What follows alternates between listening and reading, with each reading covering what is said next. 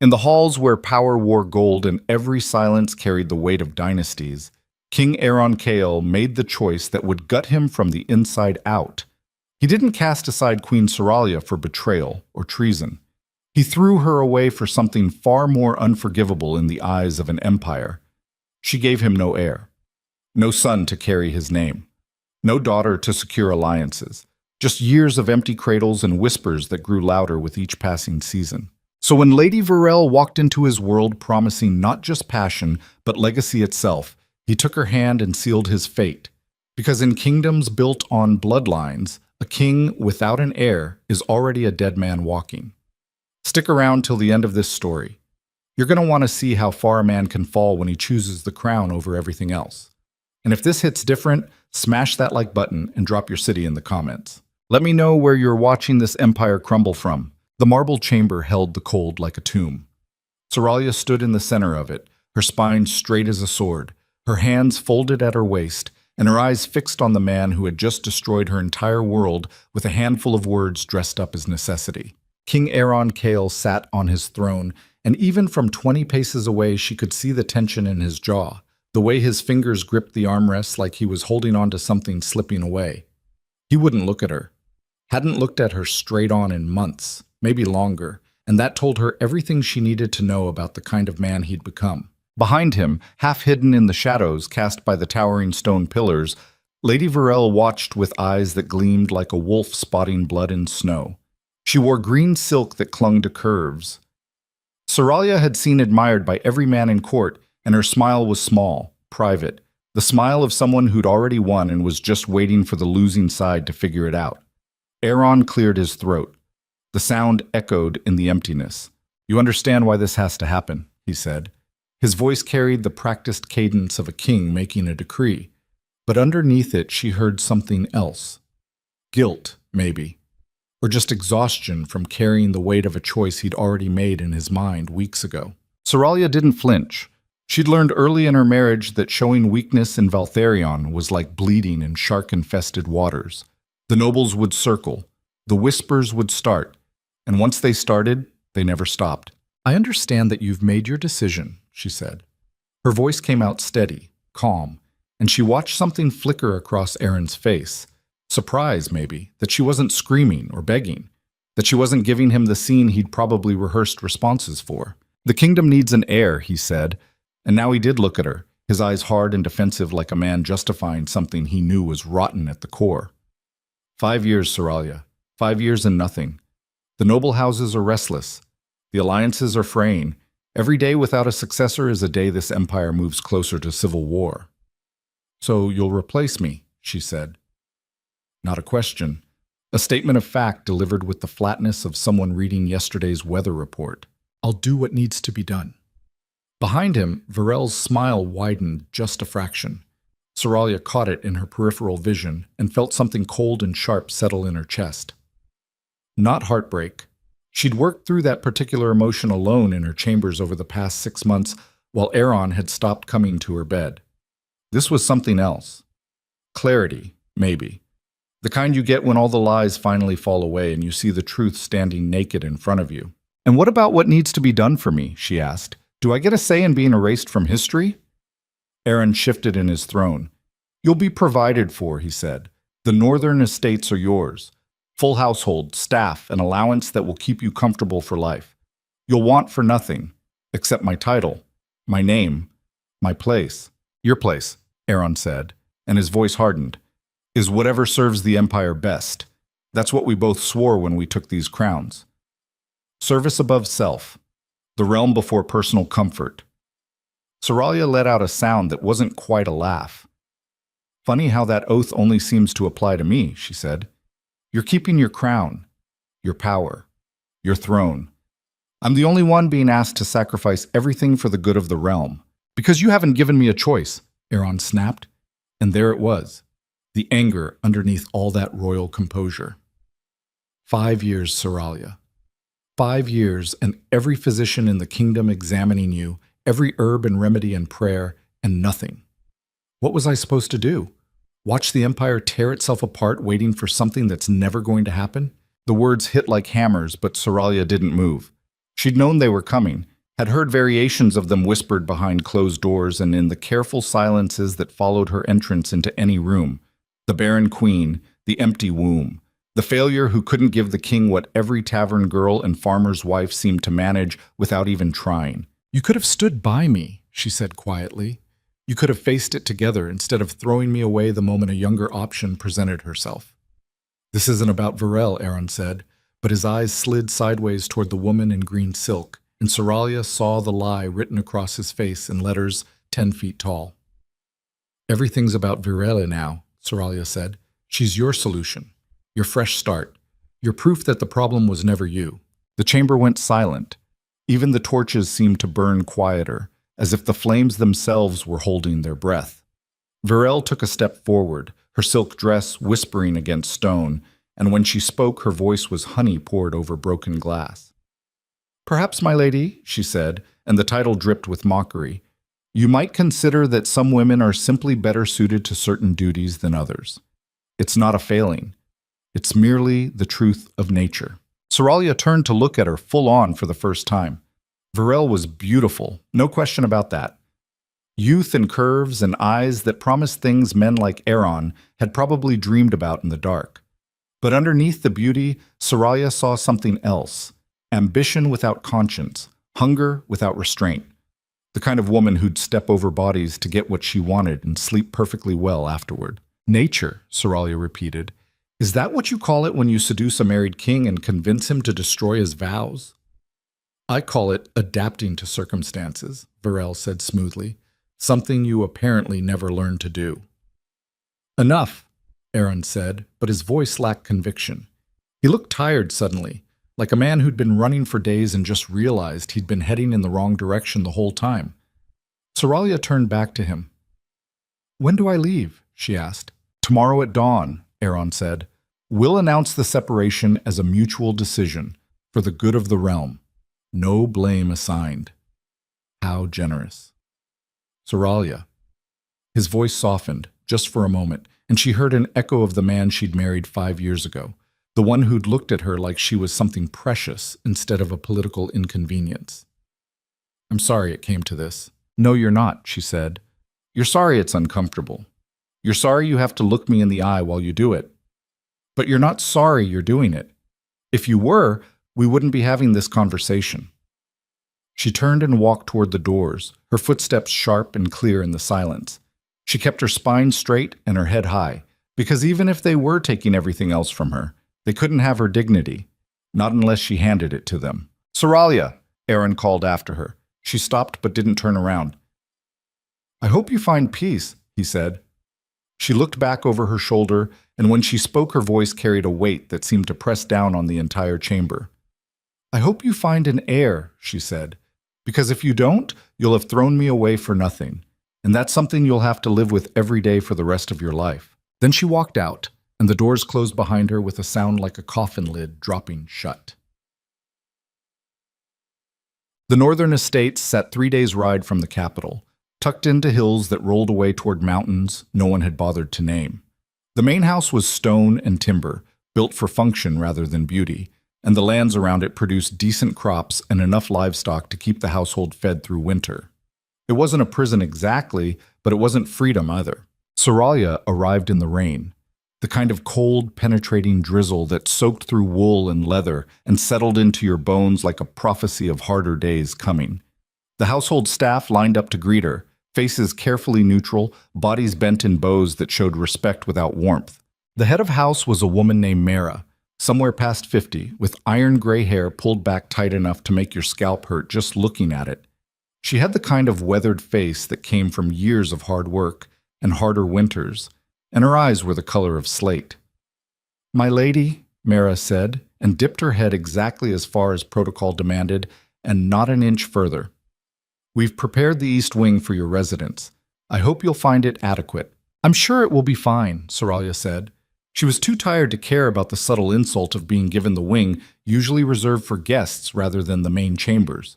Too tired to do anything but get out of the rain and find somewhere warm enough to sleep. Inside, the house smelled like old smoke and beeswax. The furniture was solid and practical, the kind that lasted generations without ever being beautiful.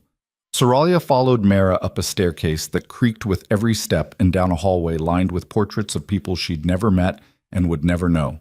Her chambers were at the end of the hall, 2 rooms connected by a doorway, a sitting area with a fireplace and worn chairs, and a bedroom with a bed that looked like it had been built to survive wars rather than provide comfort. A single window looked out over fields that stretched toward the mountains, gray and empty under the rain. "Will my lady require anything else tonight?" Mara asked. Soralia looked around the rooms that would be her world now. No council meetings, no state dinners, no mornings waking up next to a man who'd promised to honor her until death. Just these walls and whatever life she could carve out of the ruins of everything she'd lost. "No," she said. "Thank you." Mara nodded and turned to leave, but Soralia stopped her with a question that had been burning in her chest since the moment Aaron had made his announcement. "Does everyone here know why I was sent away?" Mara paused in the doorway. Her back was to Soralia, and for a long moment she didn't move. Then she turned her head just enough to show her profile. "Everyone everywhere knows," she said. "News like that doesn't stay quiet, not when it comes from the throne." "What are they saying? That you couldn't give him what he needed? That you failed in the one duty that mattered?" Soralia felt something twist in her gut. "And what do you think?" Mara turned fully now, and her expression was unreadable. "I think," she said slowly, "that men in power always find reasons to justify what they want to do anyway, and I think women pay the price for it more often than not." Then she left, pulling the door shut behind her with a soft click that sounded like the end of something. Tack. The days bled into each other. Dawn came late in the northern hills, and sunset arrived early, like the world was trying to keep the light to itself. Soralia fell into routines because routines were all she had. She woke, she ate. She walked the grounds when the weather allowed. She sat by the fire when it didn't. The household staff treated her with the careful politeness reserved for exiles and ghosts. They did their jobs and kept their distance, and Soralia didn't blame them. She was a reminder that power was temporary and favor could evaporate overnight. Nobody wanted to get too close to that kind of bad luck. Weeks passed, then a month, then 2. Letters arrived from the capital occasionally, carried by riders who wouldn't meet her eyes. Official documents about her allowance and the administration of her estates. News of court functions she was no longer invited to.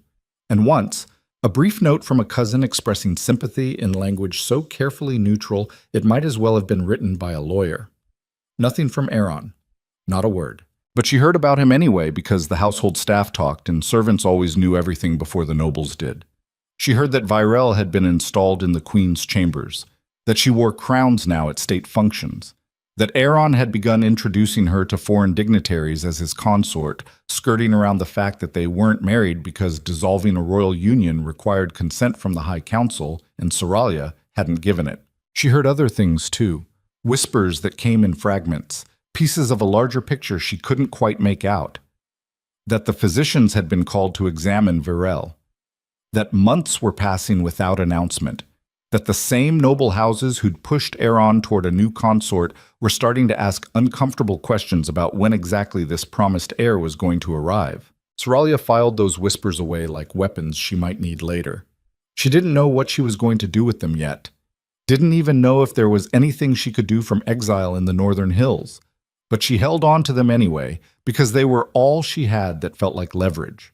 On a morning 3 months into her exile, a rider arrived carrying a message that wasn't official correspondence or carefully neutral sympathy. It was a sealed letter addressed in handwriting she didn't recognize, and when she broke the wax and unfolded the paper inside, she found 3 sentences that made her blood run cold. The physicians lied. The records were altered. You were never the problem. No signature, no explanation, just those 3 lines and a truth that hit like a fist to the chest. Soralia read the words again and again. Her hands started shaking, and she had to set the paper down on the table before she tore it apart. The physicians lied. She thought back to all those examinations, the herbs they'd given her, the treatments and remedies and consultations that had stretched across years, the way they'd looked at her with pity and professional concern while they delivered their verdicts. Weak womb, they'd said. Imbalance of humors. Natural deficiency. She'd believed them because why wouldn't she? They were trained experts, men of science and medicine. They had no reason to lie, except they did. Because they served the king. And if the king needed a particular answer, they'd give it to him. Especially if the alternative was admitting that the problem might lie with the throne itself. The records were altered. That meant there was proof somewhere, documents that had been changed or hidden, evidence that could show the truth of what had really been happening all those years while she'd carried the blame for something that was never her fault. You were never the problem. Soralia stood up from the table. Her chest felt tight, her breathing shallow, and her mind was racing so fast she could barely hold on to a single thought. Rage and vindication and a cold, calculating fury all fighting for space inside her skull. Someone had known. All this time, someone had known the truth and kept it buried. And now they'd chosen to tell her. The question was why. She looked at the letter again, searching for any clue about who might have sent it. The paper was good quality, but not royal stock. The wax seal was plain. The handwriting was educated, but deliberately generic, like someone had worked to disguise their natural script. A friend? An enemy? Someone trying to help her or someone trying to start a war? She didn't know. But it didn't matter, because true or not, verified or not, this letter had just handed her something she hadn't had since Aaron had cast her aside. A weapon. The Grand Assembly was held twice a year in Valtharion, once in spring and once in autumn, and it brought every noble house of consequence to the capital for 2 weeks of politics dressed up as ceremony. It was spectacle and theater and ruthless maneuvering all wrapped in silk and protocol, and it was exactly where Soralia needed to be if she was going to use the weapon she'd been given. The problem was that exiled former queens weren't exactly on the guest list. She spent 3 days drafting a letter to Lord Cassian, the head of House Moraine, and the only noble she'd ever been able to trust further than she could throw him. He'd voted against her exile in the High Council, one of only 3 who'd had the spine to stand against Aaron's decision, and he'd sent her a message shortly after promising that his house would remember her service to the realm, even if the throne chose to forget it. She kept the letter brief. No details about the anonymous message or what she planned to do with it. Just a simple request. I wish to attend the autumn assembly. I need your sponsorship to do so. Will you grant it? She sent it by rider and spent the next week waiting for a response, pacing the halls of the northern estate like a caged animal. Mara watched her with knowing eyes but said nothing. The rest of the staff gave her even wider berth than usual, sensing something dangerous building in the air. When Cassian's reply arrived, it was as direct as her request had been. Come to the capital. You'll have my sponsorship and the protection of House Moraine. Whatever you're planning, make it count. Soralia packed light. A few dresses appropriate for court, but nothing ostentatious. The letter with its 3 devastating sentences tucked into an inner pocket. And a resolve as hard and cold as the northern mountains she was leaving behind. The journey to Valtharion took 3 days, and with every mile she felt the weight of what she was about to do settle heavier on her shoulders. This wasn't about revenge exactly, it was about truth. About making sure that if she was going down in history as the barren queen who failed her duty, then the king who'd thrown her away for it would stand in the light of what he'd really done. She arrived at House Moraine's residence in the capital on a gray afternoon that threatened rain. Lord Cassian met her at the door himself, a tall man in his 60s with silver hair and eyes that had seen enough politics to be impressed by very little. "You look like hell," he said by way of greeting. 3 months in exile will do that, Soralia replied. He smiled, sharp and quick. "I heard you requested sponsorship to the assembly. Care to tell me why?" "Because I'm going to burn down an empire," she said, "and I need witnesses." Cassian studied her for a long moment. Then he stepped aside and gestured her into the house. "In that case," he said, "you'd better come inside. We have a lot to discuss." The Grand Assembly opened with fanfare that could be heard from one end of Valtharion to the other. Trumpets and drums and bells ringing from every tower in the city, announcing that the noble houses had gathered and the throne would hold court. The streets filled with people hoping to catch glimpses of lords and ladies arriving in their finest carriages. Vendors sold food and trinkets. Children ran between legs and wheels. The whole capital seemed to vibrate with energy. Soralia watched it all from a window in Lord Cassian's residence, her stomach tight with something that felt like fear and fury mixed together until you couldn't tell where one ended and the other began. Today was the first day of assembly. Tonight there would be a banquet in the great hall where Aeron would sit on his throne with Virel beside him, and every noble house would file past to pay their respects and jockey for position. And somewhere in all that pageantry, Soralia would make her entrance. She'd chosen her dress carefully. Deep blue, the color she'd worn on her coronation day with silver threading that caught the light when she moved. Her hair was pulled back in a style that showed her face clearly because she wanted every person in that hall to recognize her the moment she walked in. No hiding, no shame. Lord Cassian found her an hour before sunset. "You ready for this?" he asked. "No," Soralia said, "but I'm doing it anyway." He nodded. That's the difference between courage and stupidity. Courage knows it's scared. They rode to the palace in Cassian's carriage, and with every turn of the wheels, Soralia felt her heartbeat pick up speed. The palace loomed ahead of them, all towers and walls and windows blazing with light. The place where she'd lived for 5 years. The place where she'd been crowned and married and ultimately destroyed. Coming back felt like walking into her own grave. The great hall was already packed when they arrived. Hundreds of nobles in their house colors, servants moving through the crowd with wine and delicacies, musicians playing something stately and forgettable in the background. And at the far end of the hall, raised on a dais, 2 thrones. Aeron sat in the larger one, wearing his crown and royal robes, his face carefully composed in the expression of benevolent authority he'd perfected over years of practice. And beside him, in the throne that had been Soralia's, sat Virel. She wore green silk and emeralds, and her hand rested on the arm of the throne like she'd been born to it. Soralia felt something crack in her chest at the sight. Not heartbreak. That had already happened. This was something else. Recognition, maybe. The final proof that she'd been erased and replaced and expected to disappear quietly into history. Well, she thought, let's see how quiet I can be. She stepped into the hall on Lord Cassian's arm, and within seconds the whispers started. Heads turned. Conversation stopped mid-sentence. The wave of recognition spread through the crowd like wildfire through dry grass. And on the dais, Aeron's carefully composed expression shattered.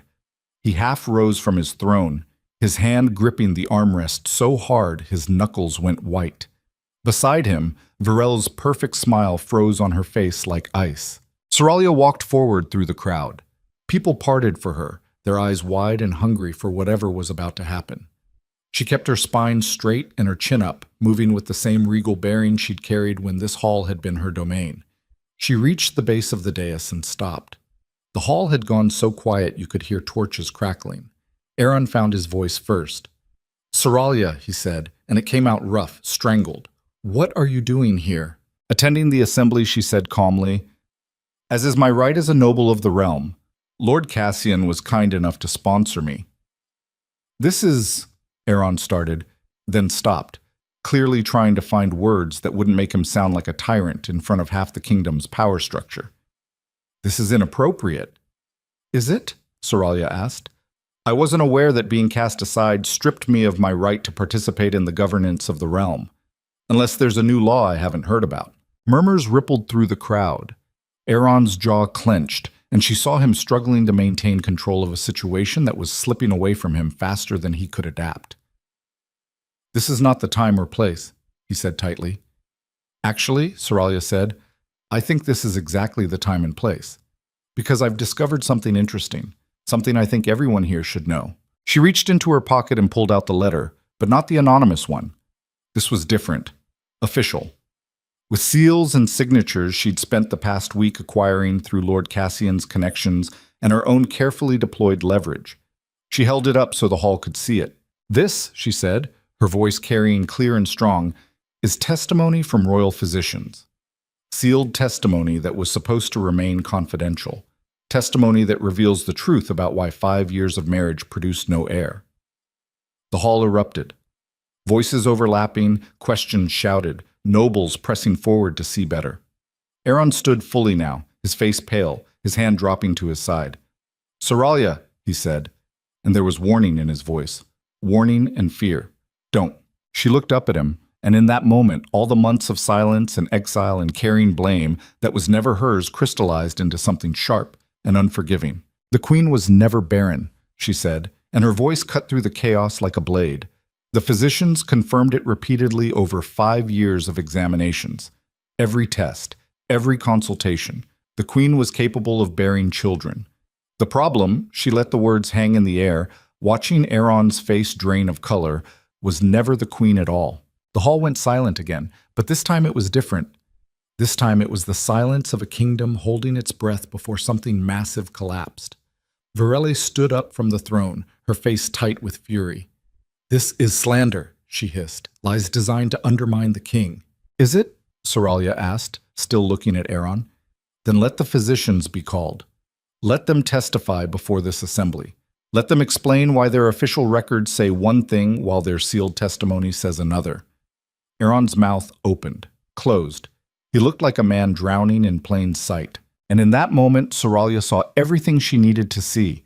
The truth written across his face. The knowledge that he'd built his entire justification for destroying her on a lie he'd either believed or chosen not to question too closely. "The Empire," she said quietly, "needed an heir. That's what you told me when you cast me aside. That's what you told yourself to justify choosing her over your vows. But if the problem was never me, then what exactly did you sacrifice me for?" She turned to address the hall, her voice rising. "A king who cannot produce an heir casts aside his queen and blames her for his own failure. He elevates a mistress to her throne and waits for the son that will never come. Because the truth," she said, looking back at Aaron, "is that power doesn't care about who deserves it. It only cares about who can hold it. And a king who shows weakness invites destruction. So you buried the truth, altered the records, made sure no one would ever question whether the fault might lie with the throne itself. And now," she said, "here we all are. An empire without an heir, a king without answers, and a queen who was destroyed for a problem she never had." The silence that followed was absolute. Then Aaron spoke and his voice was hollow. "Guards," he said, "escort the former queen from the hall." But no one moved, because every eye in that hall was on him now. And the question Soralia had planted was growing roots in soil that would strangle whatever was left of his certainty. She turned and walked back through the crowd, her head high, her hands steady, leaving chaos and doubt and the beginning of the end in her wake. And as she reached the doors, she heard Verelle's voice, sharp and desperate, trying to regain control of a narrative that had just been torn to shreds. But by then it didn't matter. Because the truth, once spoken, doesn't care about crowns or thrones or the careful lies men tell themselves to sleep at night. It just is. And in Valtherion's great hall, standing before an empire that had just watched its king's certainty crumble, that truth had finally found its voice. The doors to the great hall closed behind Soralia with a sound that felt final, like the last nail in a coffin nobody wanted to acknowledge was there. She kept walking, her footsteps echoing in the empty corridor, her spine still straight, even though every muscle in her body was screaming at her to run or collapse, or both. She'd just detonated a bomb in the center of Valtherion's power structure, and the shockwave was still spreading. Behind those doors, chaos. Questions being shouted. Noble houses forming battle lines based on loyalty and opportunity. Aaron standing on that dais watching everything he'd built start to crack apart. And Verelle, whose entire position had just been revealed as a gamble that hadn't paid off, a solution to a problem that never existed in the first place. Lord Cassian was waiting for her at the end of the corridor, leaning against a pillar like he had all the time in the world. When she reached him, he pushed off and fell into step beside her without a word. They didn't speak until they were outside, standing in the courtyard where the night air was cold enough to sting. Soralia stopped and let herself breathe for what felt like the first time in hours. Her hands were shaking. She clasped them together to hide it. "That went well," Cassian said dryly. "Did it?" Soralia asked. "Because I just accused the king of lying to his entire kingdom and destroyed whatever fragile credibility I had left." "You also put truth into the world," Cassian said, "and truth has a way of spreading whether people want it to or not. By morning, half the noble houses will be demanding answers. By the end of the week, Aaron's going to have to address this or watch his authority bleed out." Soralia looked back at the palace, at the windows blazing with light and the shadows of people moving inside. Somewhere in there, Aaron was trying to contain damage that couldn't be contained, trying to explain away something that had no good explanation. And here's the thing about power that nobody talks about until they've lost it. It's not actually about being right. It's about convincing everyone else that you are, about maintaining the illusion of certainty and strength and divine inevitability. The moment people start questioning whether you deserve what you have, you're already halfway to losing it. Aaron had spent 5 years building a narrative that painted Soralia as the failure and himself as the victim of circumstance, forced to make hard choices. And she'd just torn that narrative down in front of everyone who mattered. "What happens now?" she asked. Cassian shrugged. "That depends on Aaron. He can admit the truth and try to salvage what credibility he has left. Or he can double down on the lie and hope he's got enough support to weather the storm." He paused. "My money's on the second option. Men like him don't admit they're wrong. They find new ways to make everyone else wrong instead." Nkak. Inside the Great Hall, Aaron was learning exactly how fast loyalty evaporated when it was no longer convenient. The crowd hadn't dispersed. If anything, it had gotten louder, voices overlapping as noble houses argued and speculated and recalculated their positions based on new information. Some were already leaving, heading for their residences to discuss strategy behind closed doors. Others were pressing forward, trying to get close enough to the dais to see Aaron's reaction. He stood there, feeling like the ground was crumbling underneath him, one chunk at a time. Beside him, Varel was speaking, her voice low and urgent. "You need to address this now. Don't let it fester. Get ahead of the narrative before it gets ahead of you." "And say what?" Aaron snapped. "That my ex-wife is lying? That she forged physician testimony? Everyone in this hall knows those seals were real." "Then discredit her motives," Varel hissed. "She's bitter, vindictive. A woman scorned trying to burn down the kingdom out of spite. Paint her as unstable." Aaron looked at her, really looked at her, for maybe the first time since he'd made the choice to elevate her. She was beautiful still, no question about that. But right now, all he could see was calculation, strategy. A woman defending her position because without it, she had nothing. And the worst part was she was probably right. The truth didn't matter nearly as much as the story. If he could make Soralia look unhinged, make her accusations seem like the desperate flailing of someone who couldn't accept being set aside, he might be able to salvage this. But it would mean committing fully to a lie he now knew was rotten at the core. It would mean doubling down on the narrative that Soralia was the problem when every piece of sealed testimony said otherwise. "Your Majesty," a voice called from the crowd. Lord Tavern, head of House Blackwood, pushed his way forward. The crowd parted for him because Blackwood was old money and military strength, the kind of house you didn't block if you valued your position. "May I speak plainly?" Aaron wanted to say no, wanted to order everyone out and buy himself time to think. But weakness was death right now, and refusing to hear counsel would look like both. "Speak," he said. Tavern stopped at the base of the dais. He was a broad man in his 50s with a scar running from his temple to his jaw, earned in border conflicts nobody remembered anymore. His eyes were hard. "The question everyone's asking," Tavern said, "is simple. Were the physicians lying then, or is the former queen lying now? Because one of those answers means we've got a vindictive exile stirring up trouble. The other means we've got a king who destroyed his marriage based on false information and then replaced his queen without cause. Both of those are problems," Tavern continued, "but they're different kinds of problems. So which is it?" The hall went quiet again. Every eye on Aaron, every ear waiting for an answer that would shape how the next few weeks unfolded. Aaron felt the weight of it pressing down on him like physical force. This was the moment, the point where he chose which version of reality to commit to, the truth or the lie, admitting fault or protecting power. And the thing about being a king is that you're never just making choices for yourself. You're making them for everyone who depends on the stability of the throne, every alliance that's built on your authority, every law that's enforced because people believe you have the right to enforce it. If he admitted the physicians had lied, if he acknowledged that he'd thrown Soralia away for something that was never her fault, he'd be admitting weakness, poor judgment, the kind of mistake that made people question everything else he'd done. But if he called Soralia a liar, if he painted her as unstable and vengeful, he could maintain the narrative, keep the illusion intact, preserve the authority he needed to rule. It was survival instinct dressed up as strategy, the same instinct that had made him choose Varel in the first place. The need to be seen as strong and certain and in control even when everything was falling apart. He made his choice. The former queen, Aaron said, and his voice came out harder than he felt, is a woman who could not accept being set aside. These accusations are the product of bitterness and a desperate attempt to undermine the throne. The physician's testimony was clear 5 years ago and remains clear now. This, he gestured vaguely toward where Soralia had been standing, is theater. Nothing more. The crowd murmured, some nodding in agreement, others frowning. Tavern's expression didn't change. Then you'll have no objection to calling the physicians to testify before the assembly, Tavern said. Let them speak under oath. Let's put this matter to rest definitively. Aaron felt his chest tighten. That, he said carefully, would be inappropriate. Physician testimony is confidential. Medical matters are not public spectacle. Normally I'd agree, Tavern said, but these aren't normal circumstances.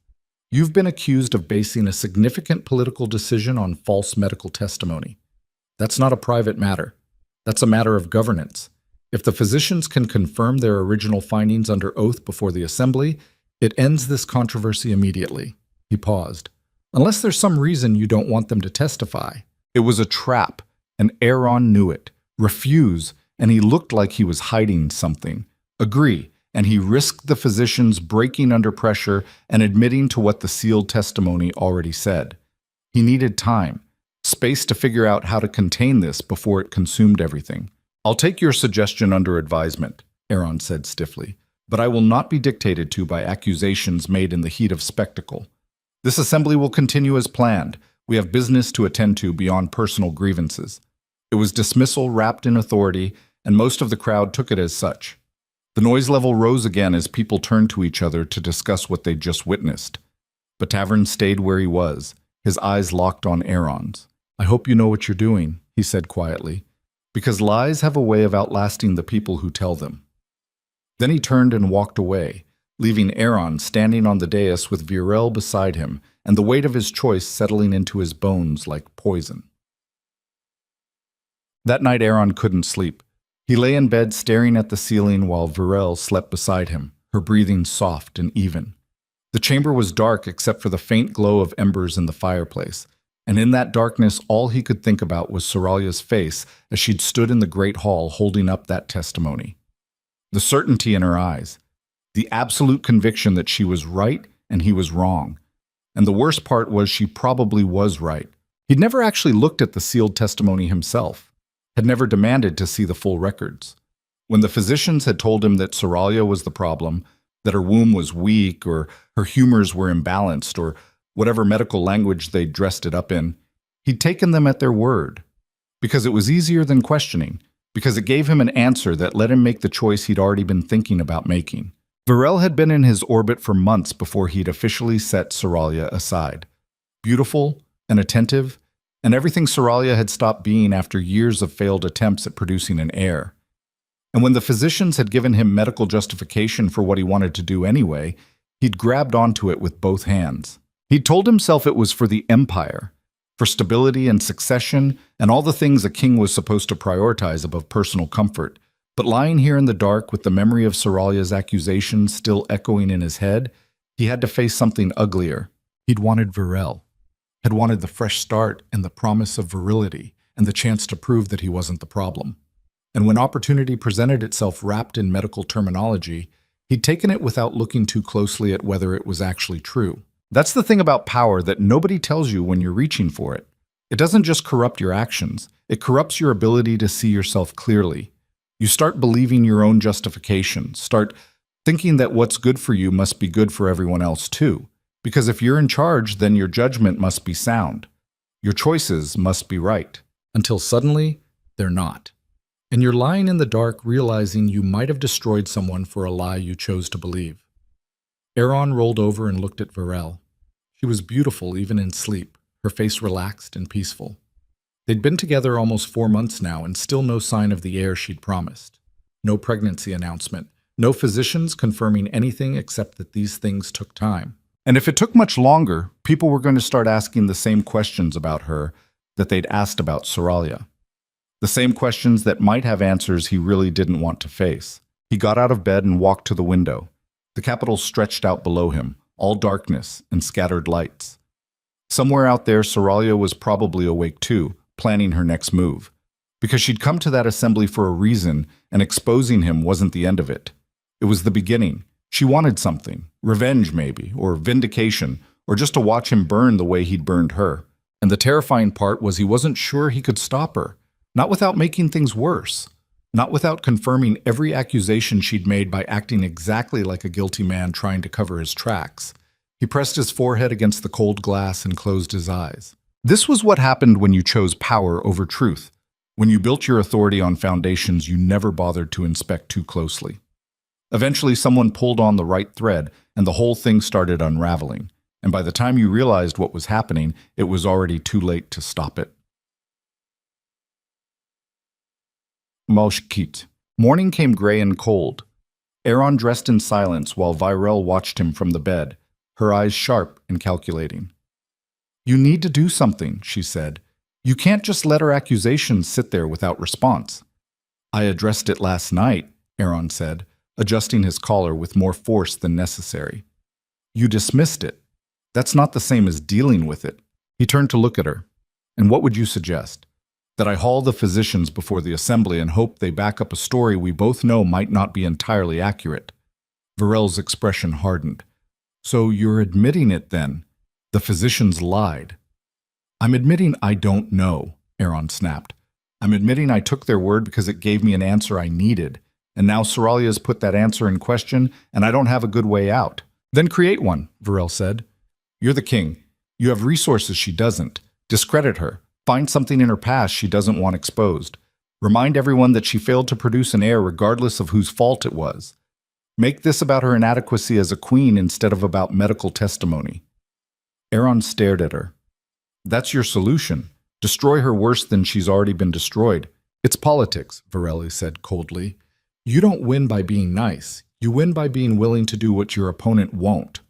And that right there was the difference between her and Soralia that Aaron was only just starting to understand.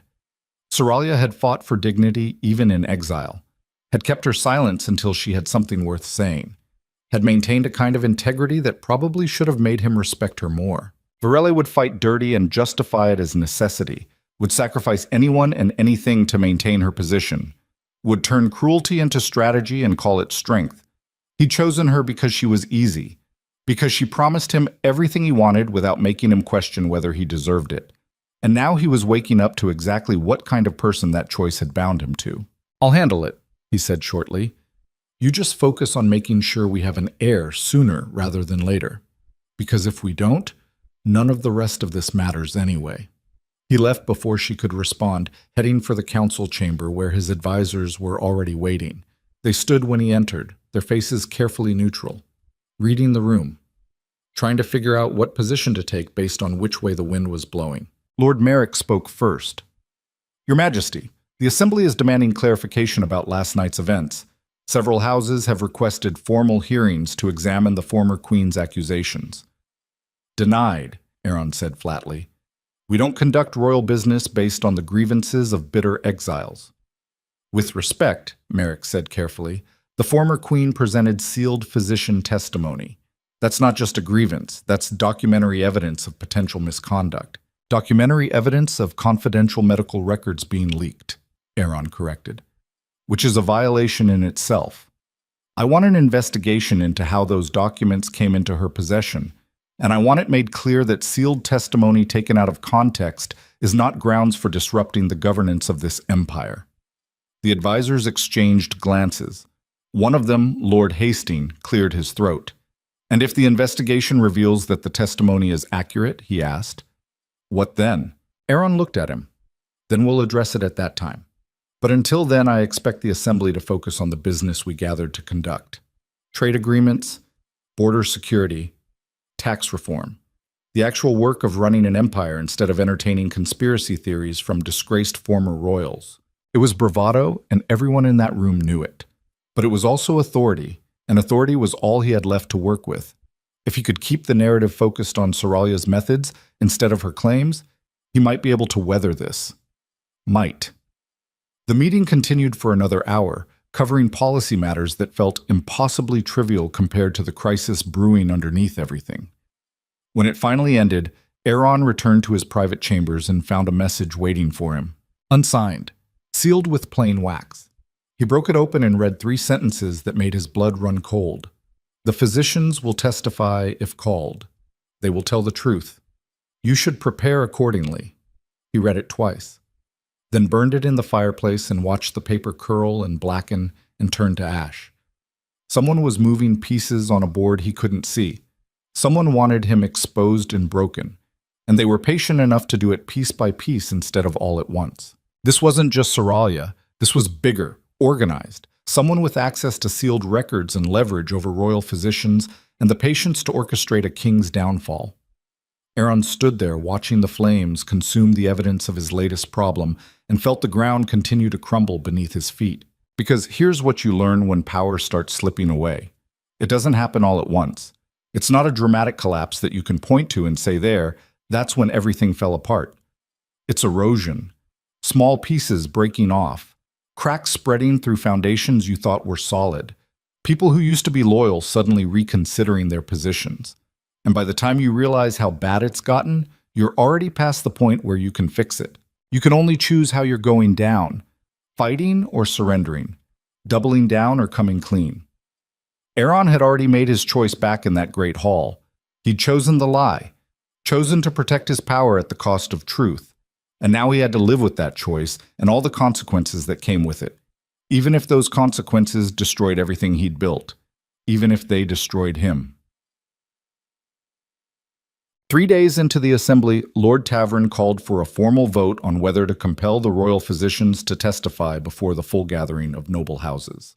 It wasn't technically within his authority to do so, but he had enough support from other houses that refusing to allow the vote would have looked like exactly what it was. Desperation. Aaron sat on his throne and watched the count. 23 houses in favor of compelling testimony, 18 against, 4 abstaining. The motion carried. Varel's hand tightened on the arm of her throne. Beside him, he could feel her rage radiating like heat from a fire. She wanted him to shut this down, exercise royal authority, and refuse to comply. Turn this into a constitutional crisis if necessary. But that was the thing about constitutional crises. They only worked if you won. And Aaron wasn't sure he could win this one. Not with public opinion turning against him. Not with more and more noble houses starting to wonder if maybe the former queen had been telling the truth. The physicians will be summoned, he said flatly. They will testify tomorrow at midday. And then this matter will be put to rest. The assembly erupted in noise, some approving, some objecting, all of them sensing that tomorrow would be the moment that defined how the rest of this power struggle played out. That night, Aaron met with the head royal physician in a private chamber far from anywhere people might listen. The man was old, probably past 70, with white hair and hands that trembled slightly from age or nerves, or both. His name was Corvin, and he'd served the crown for 40 years. "You're going to testify tomorrow," Aaron said without preamble. "I need to know what you're going to say." Corvin looked at him with eyes that had seen too much and were too tired to lie about it anymore. "I'm going to tell the truth," he said quietly. "And what is the truth? That Queen Soralia was never barren, that every examination over 5 years confirmed her ability to bear children, that the problem, if there was a problem, was never with her." The room went silent except for the sound of Aaron's breathing getting shallower. "Then why," he asked, his voice tight, "did you tell me she was the problem?" "Because you needed to hear it," Corvin said. "Because Lady Varel had already made it clear what outcome was expected. Because I'm an old man who serves at the pleasure of the crown, and I chose my position over my integrity." He paused. "I'm not proud of it, but I won't compound the lie by maintaining it under oath." Aaron felt something break inside him, some last piece of certainty or control, or the illusion that he could still manage this situation. "You'll destroy me," he said. "I'll tell the truth," Corvin repeated. "What you do with that is your choice." After the physician left, Aaron sat alone in the darkness and faced the reality he'd been avoiding since the moment Soralia had walked into that great hall. He'd destroyed an innocent woman, built his justification on lies he'd chosen to believe, replaced her with someone who'd manipulated him into betraying his own vows. And tomorrow, all of that was going to be exposed in front of everyone who mattered. He could stop it, could have Corvin arrested on some trumped-up charge, could declare the whole proceeding invalid, and dare the assembly to challenge his authority. But that would just confirm everything Soralia had accused him of, would turn him into exactly the kind of tyrant nobody could support without sacrificing their own credibility. So he had a choice. Come clean now and try to salvage whatever dignity remained, or fight it to the bitter end and watch his authority bleed out slowly over weeks and months as more and more people turned against him. Neither option was good, but one of them at least had a chance of redemption somewhere down the line. The other just had ruin. Aaron stood up and walked to the window. The capital was dark and quiet below him. Somewhere out there, Soralia was probably awake too, knowing that tomorrow would bring vindication or disaster, depending on how the testimony played out. He thought about the woman he'd married 5 years ago, the one who'd stood beside him and sworn to honor the crown above all else, who'd endured years of whispers and pity and blame without breaking, who'd maintained her dignity even when he'd stripped everything else away. And he thought about the choice he'd made, trading her for someone younger and easier, believing lies because they justified what he wanted to do anyway, choosing power over truth and calling it necessity. Tomorrow the Empire would see what that choice had cost, would watch a king stand exposed for choosing convenience over character, and whatever happened after that would be consequence he'd earned. Because here's the final thing about power that you only learn when you've lost it. It doesn't protect you from yourself. It just gives you the tools to destroy yourself more completely than anyone else ever could. And Aaron had used every single one of those tools. Now he got to live with the result. Net. The Great Hall was packed beyond capacity when the physicians were called to testify. People stood shoulder to shoulder in the back, crammed into every available space, because everyone wanted to witness the moment a king's certainty either held or shattered.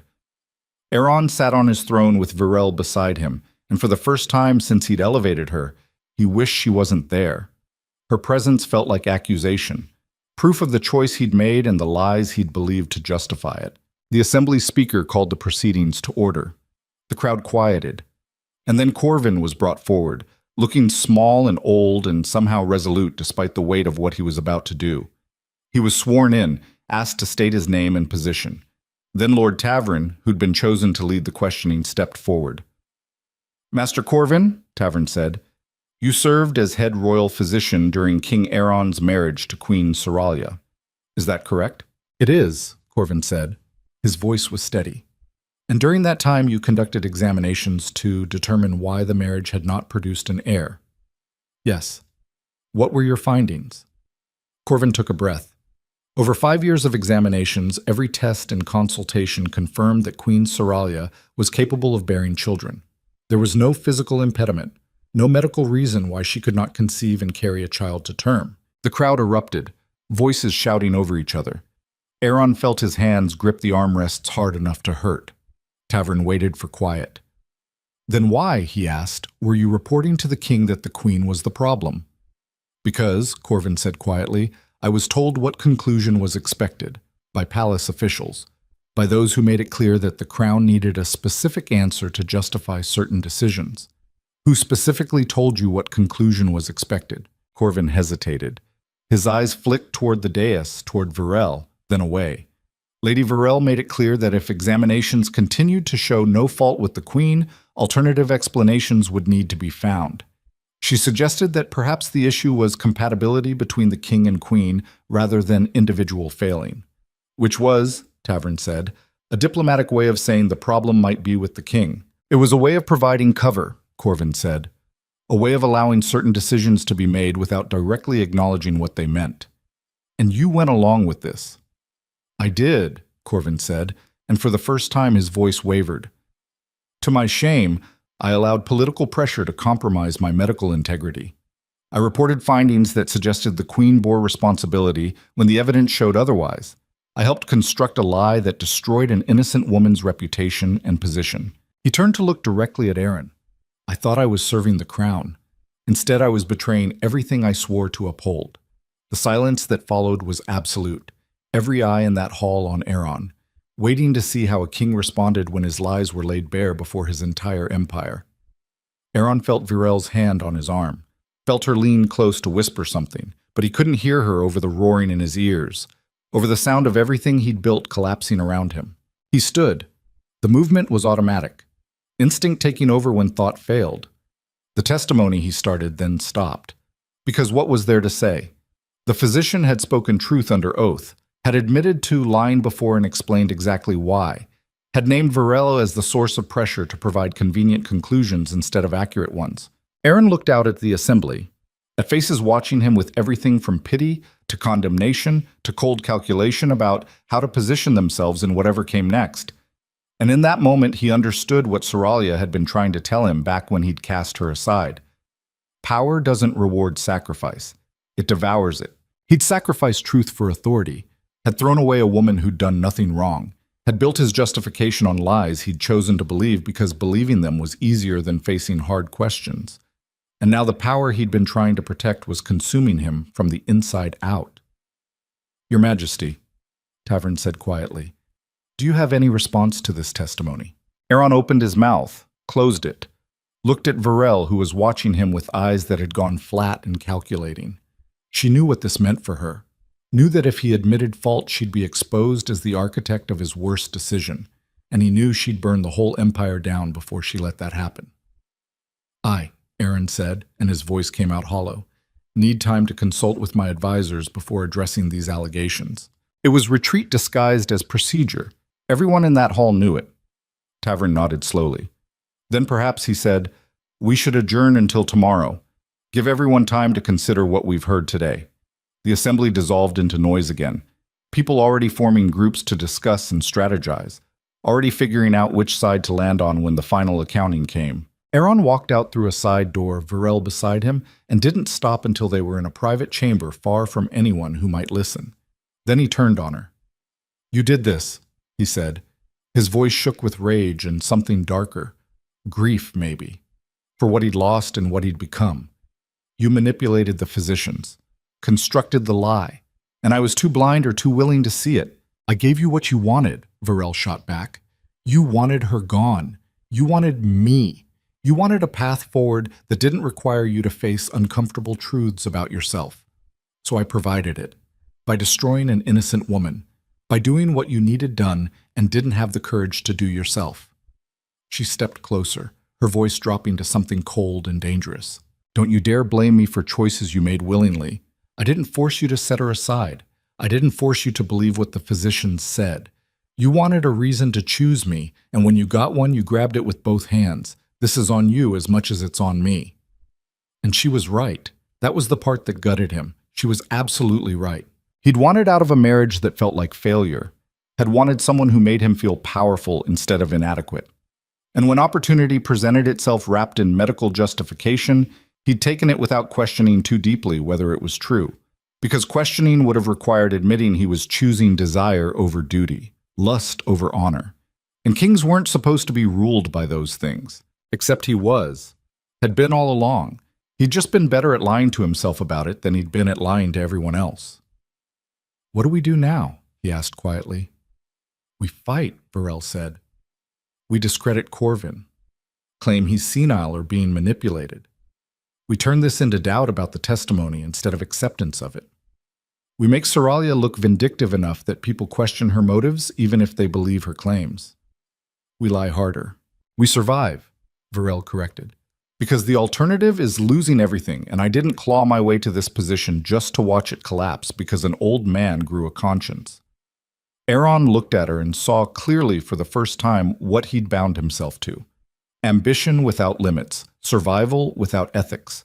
The kind of person who'd burn any bridge and sacrifice any principle to maintain what she'd gained. And he understood that he'd become exactly the same thing. They stood there at the silence of that private chamber, two people who'd destroyed everything they'd touched in pursuit of something they were already losing. And tomorrow, the Empire would decide whether to let them keep fighting or tear them down completely. Either way, Aaron thought, the man he'd been when he'd married Soralia was already gone. All that was left was figuring out whether the man he'd become was worth saving. The night after Corvin's testimony, Aaron didn't sleep at all. He sat in his private study with a bottle of wine that tasted like ash, and watched the hours crawl past while his mind raced through scenarios that all ended badly. By dawn, he'd drunk enough to make his hands unsteady, but not enough to quiet the voice in his head telling him he'd already lost everything that mattered. Varel had stayed in her own chambers. No pretense of comfort or solidarity, just cold calculation about how to survive what was coming. And that told him everything he needed to know about what their relationship actually was. Not love, not partnership, just two people using each other until one of them stopped being useful. He'd become that. A man who measured relationships by utility instead of worth, who'd thrown away something real for something convenient and called it necessity. The morning light came gray and reluctant through the windows. Aaron stood and walked to the mirror, and the man looking back at him was someone he barely recognized anymore. Eyes bloodshot from lack of sleep and too much wine. Face haggard with stress. Crown sitting on his head like an accusation instead of authority. This is what power looks like when it's rotting from the inside out. Not dramatic collapse, just slow erosion until there's nothing left but the shell of what you used to be. A knock at the door. Lord Merrick entered without waiting for permission, his face tight with urgency. "Your Majesty," he said, "we have a problem." Aaron almost laughed. "Just one?" he asked. Merrick didn't smile. "House Moraine has called for a vote of no confidence. They're arguing that your decision to set aside Queen Seralia based on false medical testimony constitutes a fundamental breach of the duties of the crown. They want the High Council to formally censure you and strip Varelli of any official standing." Aaron felt his chest tighten. How many houses are backing them? 17 so far. And more are considering it. 17 out of how many total? 43 houses have voting rights in the High Council, so we're not at majority yet. "Not yet," Merrick said carefully. "But sentiment is shifting rapidly. Yesterday's testimony damaged your credibility severely. If we don't find a way to counter the narrative, you'll lose this vote. And if I lose the vote, then you remain king, but your authority is functionally gutted. Every decree questioned, every decision challenged. You'd rule in name only while the High Council effectively governs in your place. So I'd be a puppet." "You'd be contained," Merrick said, which is often what happens to rulers who lose the trust of those they govern. Aaron walked to the window and looked out over the capital. Somewhere in those streets, people were already talking about yesterday's testimony, already deciding what they thought about a king who destroyed his wife for a lie. Public opinion was a slow-moving beast, but once it started turning, it was almost impossible to stop. "What do you recommend?" Aaron asked. Merrick hesitated. Then he said something that made Aaron's blood run cold. "Abdicate in favor of a regent council. Step down with dignity before you're forced out in disgrace. Preserve what's left of your legacy instead of watching it burn completely." Aaron turned sharply. "You're telling me to give up the throne. I'm telling you that sometimes the only way to keep power is to let it go before it's taken from you. If you abdicate now, you control the narrative. You can frame it as taking responsibility, as putting the empire above personal pride. The houses might respect that enough to allow you to retire with some measure of honor. And if I refuse, then you fight this vote and probably lose it anyway. And when you do, you'll be forced out with no dignity and no control over what happens next." It was brutal calculus delivered in the dry language of political strategy. But underneath it, Aaron heard what Merrick wasn't saying, that he'd already lost, that the only question left was whether he'd go down fighting or surrender while he still had the option. "Give me time to think about it," Aaron said. "You don't have much time," Merrick replied. "The vote is scheduled for tomorrow afternoon.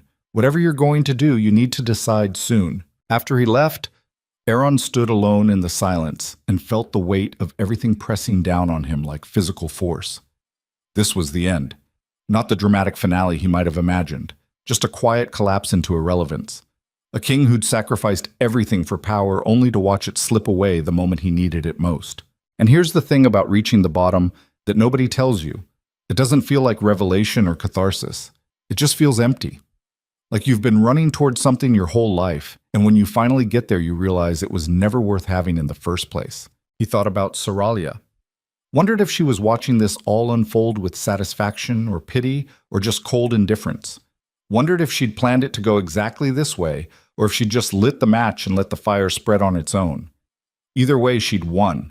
Not by taking power for herself, but by making sure he lost it. And there was a kind of poetry in that. A justice that felt inevitable now that he was standing in the ruins of his own choices. The door opened again. Aaron turned, expecting another advisor with more bad news. Instead, it was Seralia. She stood in the doorway wearing simple traveling clothes, her hair loose around her shoulders, and her eyes were steady and calm. Not triumphant, not gloating, just present in a way that made him feel like he was the one intruding in his own chambers. "What are you doing here?" he asked. "I came to talk," she said, "before tomorrow's vote, before whatever happens next. If you're here to watch me fall apart, you're a day late." She walked into the room and closed the door behind her. "I'm here because I need you to understand something." This was never about revenge. Aaron let out a bitter laugh. "You destroyed me in front of the entire empire. You exposed every lie I told and every choice I made. If that's not revenge, then what is it?" "Truth," Soralia said simply. "I just wanted the truth told. What people do with it afterward isn't my responsibility." She moved to stand by the window, looking out at the same view he'd been staring at moments before. "You threw me away," she continued, her voice quiet but steady. "You blamed me for something that was never my fault. You let physicians lie and records be altered and my reputation be destroyed because it was easier than facing hard questions about yourself. So yes, I made sure the truth came out. But I didn't orchestrate your downfall. You did that yourself the moment you chose the lie." Aaron felt anger flare in his chest. "Easy for you to say now. You're not the one losing everything." Soralia turned to look at him, and her expression was harder than he'd ever seen it. "I already lost everything," she said.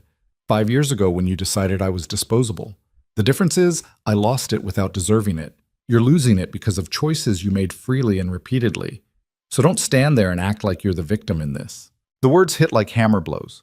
Aaron wanted to argue, wanted to defend himself, or deflect, or find some way to make this her fault instead of his, but he couldn't. Because everything she was saying was true, and they both knew it. "Why are you really here?" he asked tiredly. Soralia was quiet for a moment. When she spoke, her voice was softer. "Because despite everything," she said, "I don't want to watch you destroy yourself completely. You made terrible choices. You hurt me in ways I'll probably never fully recover from. But you're still a human being, and I'm not so far gone that I can watch someone fall apart without feeling some measure of responsibility to offer a way out." "What kind of way out?" "Admit what you did," she said. "Stand before the High Council tomorrow and tell the truth. Not the sanitized version, not the politically convenient version.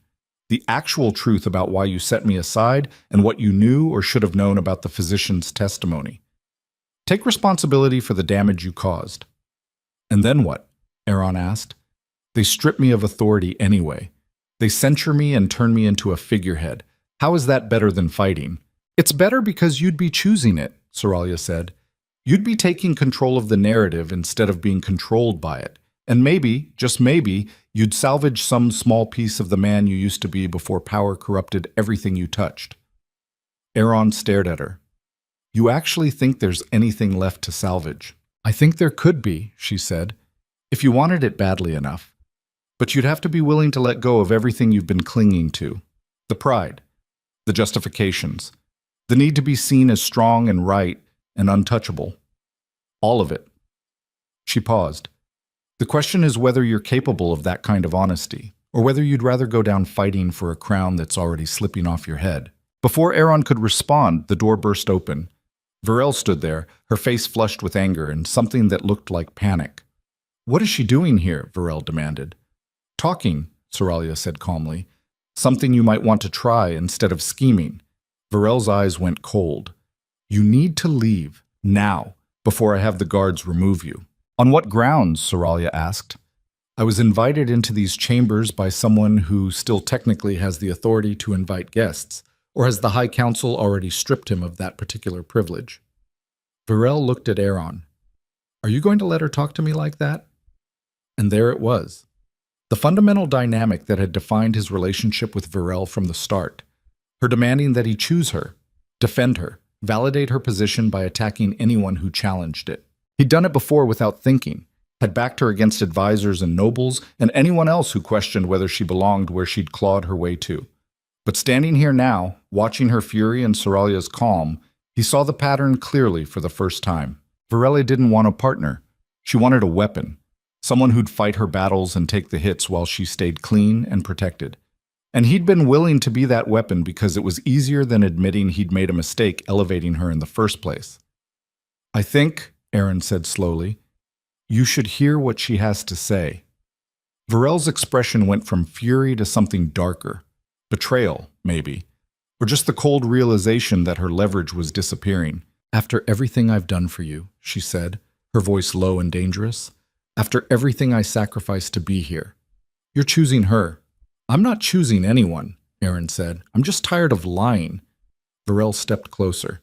"If you admit fault tomorrow," she said, "you'll destroy both of us. They'll strip you of real power and they'll throw me out completely. Is that what you want? To lose everything just to satisfy some misguided sense of honor?" "Maybe," Aaron said. "Or maybe I just want to stop being the kind of man who destroys innocent people to protect his own comfort." Varela's laugh was sharp and bitter. "You're a fool," she said. "Honor doesn't keep crowns on heads. Power does. And if you give up your power tomorrow, you'll have nothing. No authority, no influence, just empty principles and regrets." She looked between him and Soraya. "And she'll be the one who put you there. The woman you cast aside will be the reason you lose everything. If you can live with that, then you deserve what's coming." Then she turned and walked out, her footsteps sharp and angry in the hallway. Soraya watched her go. "That's the woman you chose over me," she said quietly. "Someone who values power over everything else and can't imagine why anyone would choose differently." Aaron sat down heavily in the nearest chair. "I know," he said. "Believe me, I know." They sat in silence for a long moment. Then Soraya spoke again. "The vote is tomorrow," she said. "Whatever you decide to do, make sure it's something you can live with. Because titles and crowns eventually mean nothing. But the choices we make, the people we become, those last forever." She moved toward the door, then paused. "For what it's worth," she said, "I hope you choose honesty. Not because it will fix what you broke. It won't. But because maybe it will stop you from breaking anything else." Then she left, and Aaron sat alone in his study, watching the morning light grow stronger through the windows. The High Council convened at noon in the Great Hall. Every house with voting rights sent representatives, and the gallery was packed with observers who'd come to witness history. One way or another, this session would determine the future of Valtharian's governance. Aaron entered with Virel at his side, both of them wearing full royal regalia, crown and robes and all the symbols of authority that felt increasingly hollow. They took their seats on the dais while the council settled into order below them. Lord Cassian stood to present the motion. His voice was formal and clear. "We are gathered to address a vote of no confidence in King Aaron Kael's judgment and fitness to govern, based on his decision to set aside Queen Soraya on false medical grounds and elevate Lady Virel without proper justification or authority. The motion calls for formal censure and the establishment of a regent council to oversee royal decisions going forward." He paused. "Before we proceed to vote, the king has requested the opportunity to address this council." "Your Majesty." All eyes turned to Aaron. He stood slowly, feeling the weight of the crown on his head and the weight of every choice he'd made pressing down on his shoulders. This was it. The moment where he chose who he was going to be, the man who fought to the bitter end defending lies, or the man who finally faced truth even if it destroyed him. He thought about Soraya's words, about choosing something he could live with, about becoming someone who didn't break things anymore. And he thought about Virel's fury and her certainty that power was all that mattered, that honor and truth were luxuries you couldn't afford if you wanted to keep your position. Two paths, two futures, both of them leading to loss but in very different ways. Aaron took a breath. "Members of the High Council," he began, "you've called this session to determine whether I'm fit to continue governing with full authority, and the honest answer is that I'm not sure I ever was." Murmurs rippled through the gallery. Beside him, Virel went rigid.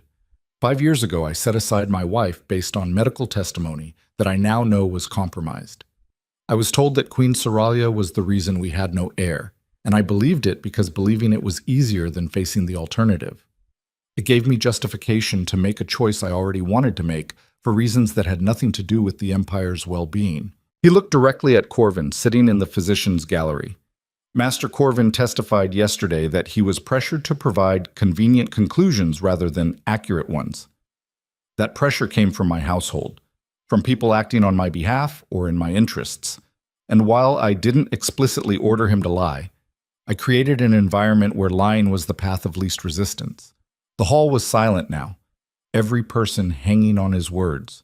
I chose Lady Varel because she made me feel powerful, Aaron continued, because she promised me an heir and a fresh start and all the things I wanted without requiring me to examine why my first marriage had failed. And when physicians gave me medical cover for that choice, I took it without questioning deeply enough whether it was true. He paused, and when he spoke again, his voice was quieter but no less clear. Queen Seralia was innocent. She bore no fault for our lack of children. She maintained her dignity and her honor even when I stripped away everything else. And I destroyed her reputation and her position because it was politically convenient and personally satisfying. That, he said, is the truth I should have faced 5 years ago. And the fact that I'm only facing it now, under pressure and after being exposed, tells you everything you need to know about my fitness to govern. Varel grabbed his arm. Her fingers dug in hard enough to hurt. Stop, she hissed. You're destroying us. Aaron gently removed her hand. I'm telling the truth, he said. Finally, he turned back to the council. I don't deserve your confidence, he said. I don't deserve the authority of this crown. I made choices based on personal desire instead of the Empire's needs, and I compounded those choices by believing lies that protected my pride. So if you vote to censure me and establish a regent council, I won't fight it. I'll accept it as the consequence I've earned. And if you decide I should abdicate entirely, I'll do that too. Because the Empire deserves better than a king who sacrifices truth for comfort, better than someone who destroys innocent people to avoid hard questions about himself. Better than what I've been. He took off his crown. The weight of it in his hands felt both heavy and insignificant at the same time. I failed Queen Seralia, he said. I failed this council. I failed the Empire I swore to serve. And no amount of fighting or defending or justifying will change that. All I can do now is take responsibility for the damage I've caused and step aside if that's what you determine is necessary. He set the crown on the arm of his throne and sat down. The silence that followed was profound. Nobody moved. Nobody spoke. They were all processing what they'd just witnessed. A king admitting fault, taking responsibility, offering to surrender power rather than fight to keep it. It was unprecedented, and nobody quite knew what to do with it. Finally, Lord Tavern stood. His expression was unreadable. Your Majesty, he said. That was either the most honest thing you've ever said or the most calculated. I'm not sure which. It was honest, Aaron said tiredly. I'm done calculating. Tavern nodded slowly. Then I think this council needs time to discuss what we've heard before proceeding to vote. I move that we adjourn until tomorrow morning. The motion was seconded and carried quickly. The council dispersed, voices rising in urgent conversation as people filed out of the hall. Aaron sat on his throne without his crown and watched them go. Varel stood beside him, her face white with fury. You just handed them everything, she said, her voice shaking. You gave up without a fight. I gave up the fight, Aaron corrected. There's a difference. Not one that matters, she spat. You're weak. You always were. Seralia saw it. I saw it. And now everyone else sees it too. Maybe, Aaron said, but at least I'm not a liar anymore. Varel stared at him for a long moment. Then she turned and walked away, her silk dress whispering against stone. She didn't look back. And Aaron sat alone in the great hall, feeling lighter than he had in years, despite knowing he'd probably just destroyed whatever future he might have had. Tickets. That night Aaron received a visitor he didn't expect. Lord Merrick came to his chambers carrying a sealed letter. This was delivered an hour ago, Merrick said. I thought you should see it before tomorrow's session. Aaron broke the seal and read the contents. Then read them again because they didn't make sense the first time. It was a formal petition signed by 12 houses, not calling for his abdication, not demanding his censure, requesting that he remain as king but with a council of advisors appointed to oversee major decisions, a compromise between full authority and complete removal. I don't understand, Aaron said. After what I admitted today, why would anyone support keeping me on the throne? Merrick sat down across from him. Because honesty is rare in positions of power, he said. And when someone demonstrates they're capable of it, people tend to value that more than perfection. You admitted fault publicly. You took responsibility without making excuses. That's the kind of character people want in a leader, even if your judgment has been questionable. He paused. Also, several of the houses who signed that petition spent the afternoon talking with Queen Seralia. She apparently told them that while she doesn't forgive what you did, she believes you're capable of learning from it. That counted for something. Soralia spoke in my favor, Aaron said, stunned. She spoke in favor of giving you the chance to be better, Merrick corrected. There's a difference. Aaron looked at the petition again. 12 houses weren't enough to block a vote of no confidence, but they were enough to shift momentum. Enough to make other houses reconsider whether complete removal was necessary or if oversight might be sufficient. What do I do with this? He asked. You accept it, Merrick said. You acknowledge that you need guidance and accountability. You work with the appointed council instead of against it, and you spend however long it takes proving that today's honesty wasn't just a performance. And Varelli? Merrick's expression hardened. Lady Varel's position is no longer tenable. The council has made that clear. She'll need to leave court, permanently. Aaron nodded slowly. He'd known that was coming. Had known it the moment he'd started telling the truth. Varel's entire position had been built on lies, and once those lies collapsed, there was nothing left to support her. He should have felt something about that. Regret or guilt or loss. But mostly, he just felt tired, and relieved that he wouldn't have to keep pretending the relationship was something it had never been. Tell the council I accept their terms, Aaron said. Whatever oversight they want to establish, I'll work with it. Merrick stood. I'll convey that message. And Your Majesty, for what it's worth, what you did today took courage. Not the kind that makes for good stories, but the kind that actually matters.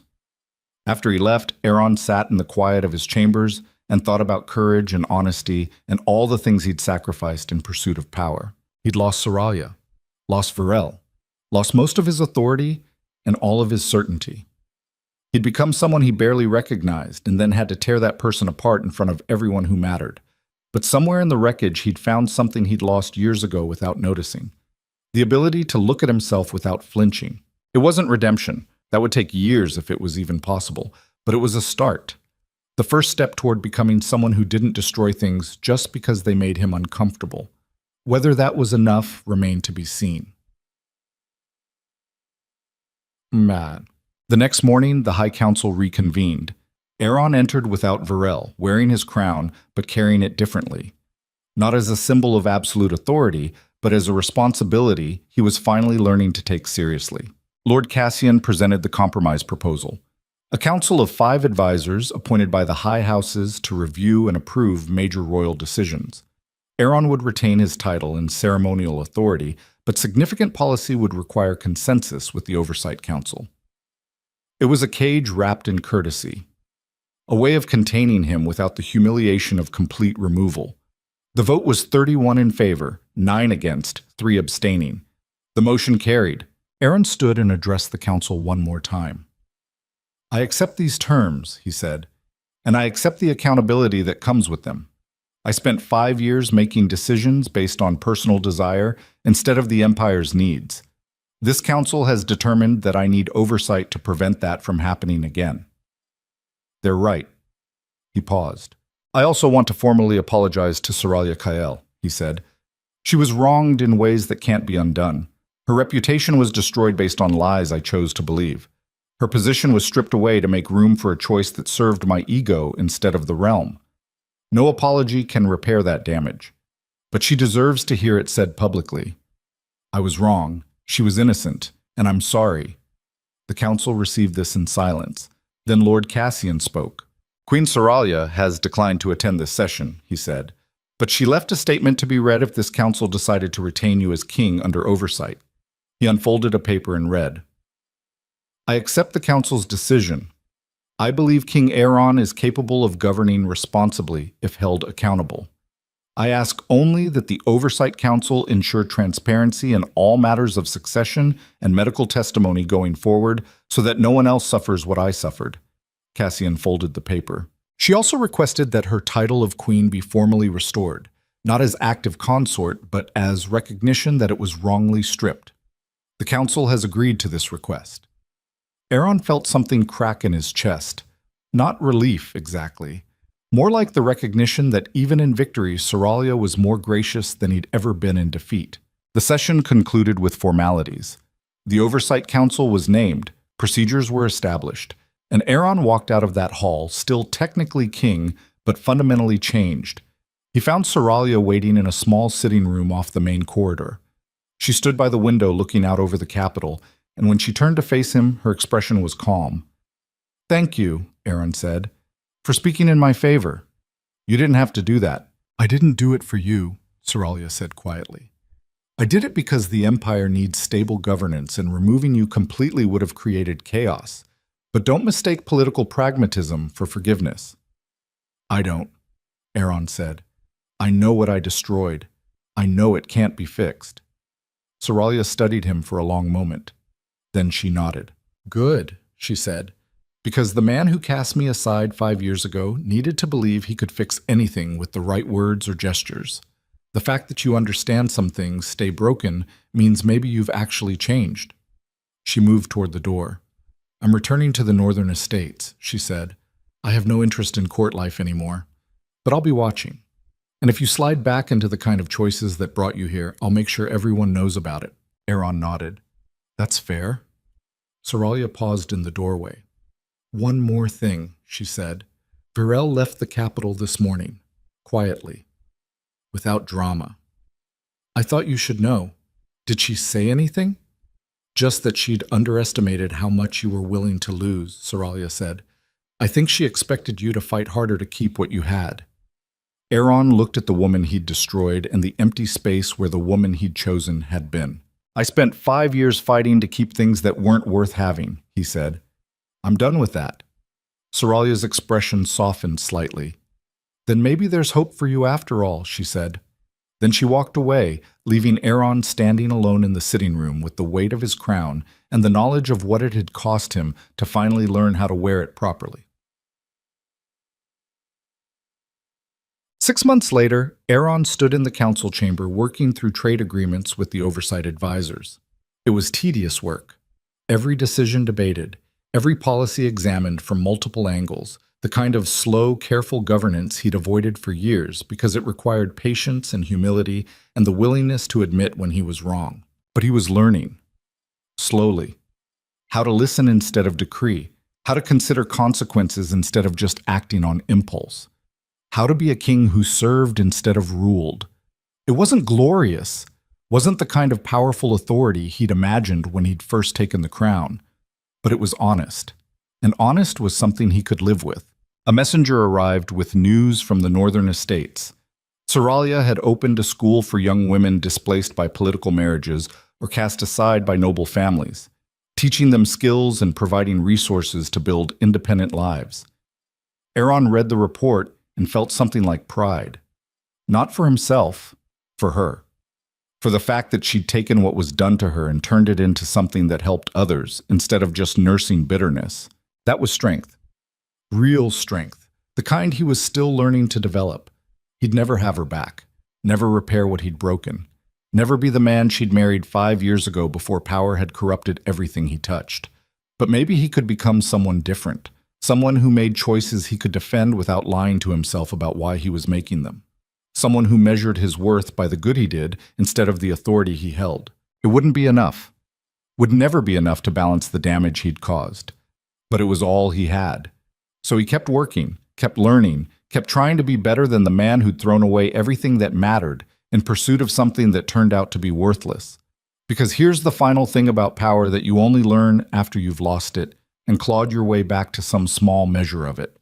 It's not about holding on to authority at all costs. It's about being worthy of the trust people place in you when they let you lead.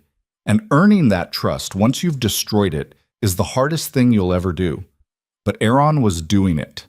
One decision at a time, one honest choice after another. Not for redemption, just for the chance to look at himself in the mirror and not flinch away from what he saw. That was all he could ask for now. And maybe, if he worked hard enough and long enough, it would be enough. The message arrived at dawn, carried by a rider whose horse was foam-flecked and trembling from being pushed too hard. Aaron was already awake, working through grain distribution reports with 2 members of the Oversight Council when the messenger burst into the chamber without announcement.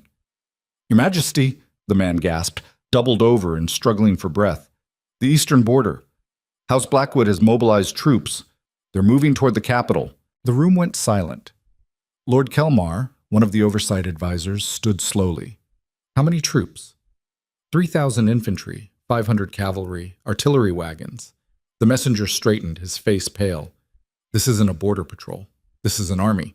Aaron felt his chest tighten. Tavern, he said quietly. Lord Tavern had signed the petition to keep him on the throne under oversight, had spoken in favor of giving him a chance to prove he'd changed, but he'd also made it clear that trust was conditional, that if Aaron slipped back into old patterns, there would be consequences. What's their stated reason for mobilization? Kelmar asked. The messenger swallowed hard. They're calling it a protective action, claiming the throne is compromised by outside influence, and the Oversight Council represents foreign interests undermining Valtherion's sovereignty. It was a lie dressed up as patriotism, a justification for what was really happening. House Blackwood was making a play for power, and they were using Aaron's weakened authority as the excuse. Here's the thing about power that nobody tells you until you're watching it slip away. It's not actually stable.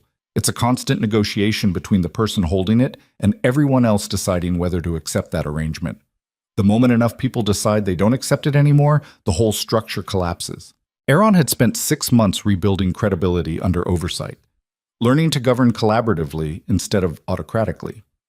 And now someone had decided that collaborative governance looked enough like weakness to be exploitable. Send word to all loyal houses, Aaron said. I want a count of available forces and how quickly they can mobilize. And get me Lord Cassian. Now. The messenger bowed and ran. Kelmar moved to the window, looking out toward the eastern horizon like he could see the approaching army through sheer force of will. This is bad, he said quietly. If Blackwood is moving, others will follow. Houses that resented the oversight arrangement. Houses that see opportunity in instability. We could be looking at civil war. Then we need to prevent that, Aaron said, which means I need to figure out what Tavern actually wants. Power, Kelmar said flatly. Same thing everyone wants in situations like this. He's betting that you're too weakened to resist and the Oversight Council is too fractured to mount a unified defense. He takes the capital, installs himself as regent, and governs in your name while you become a puppet.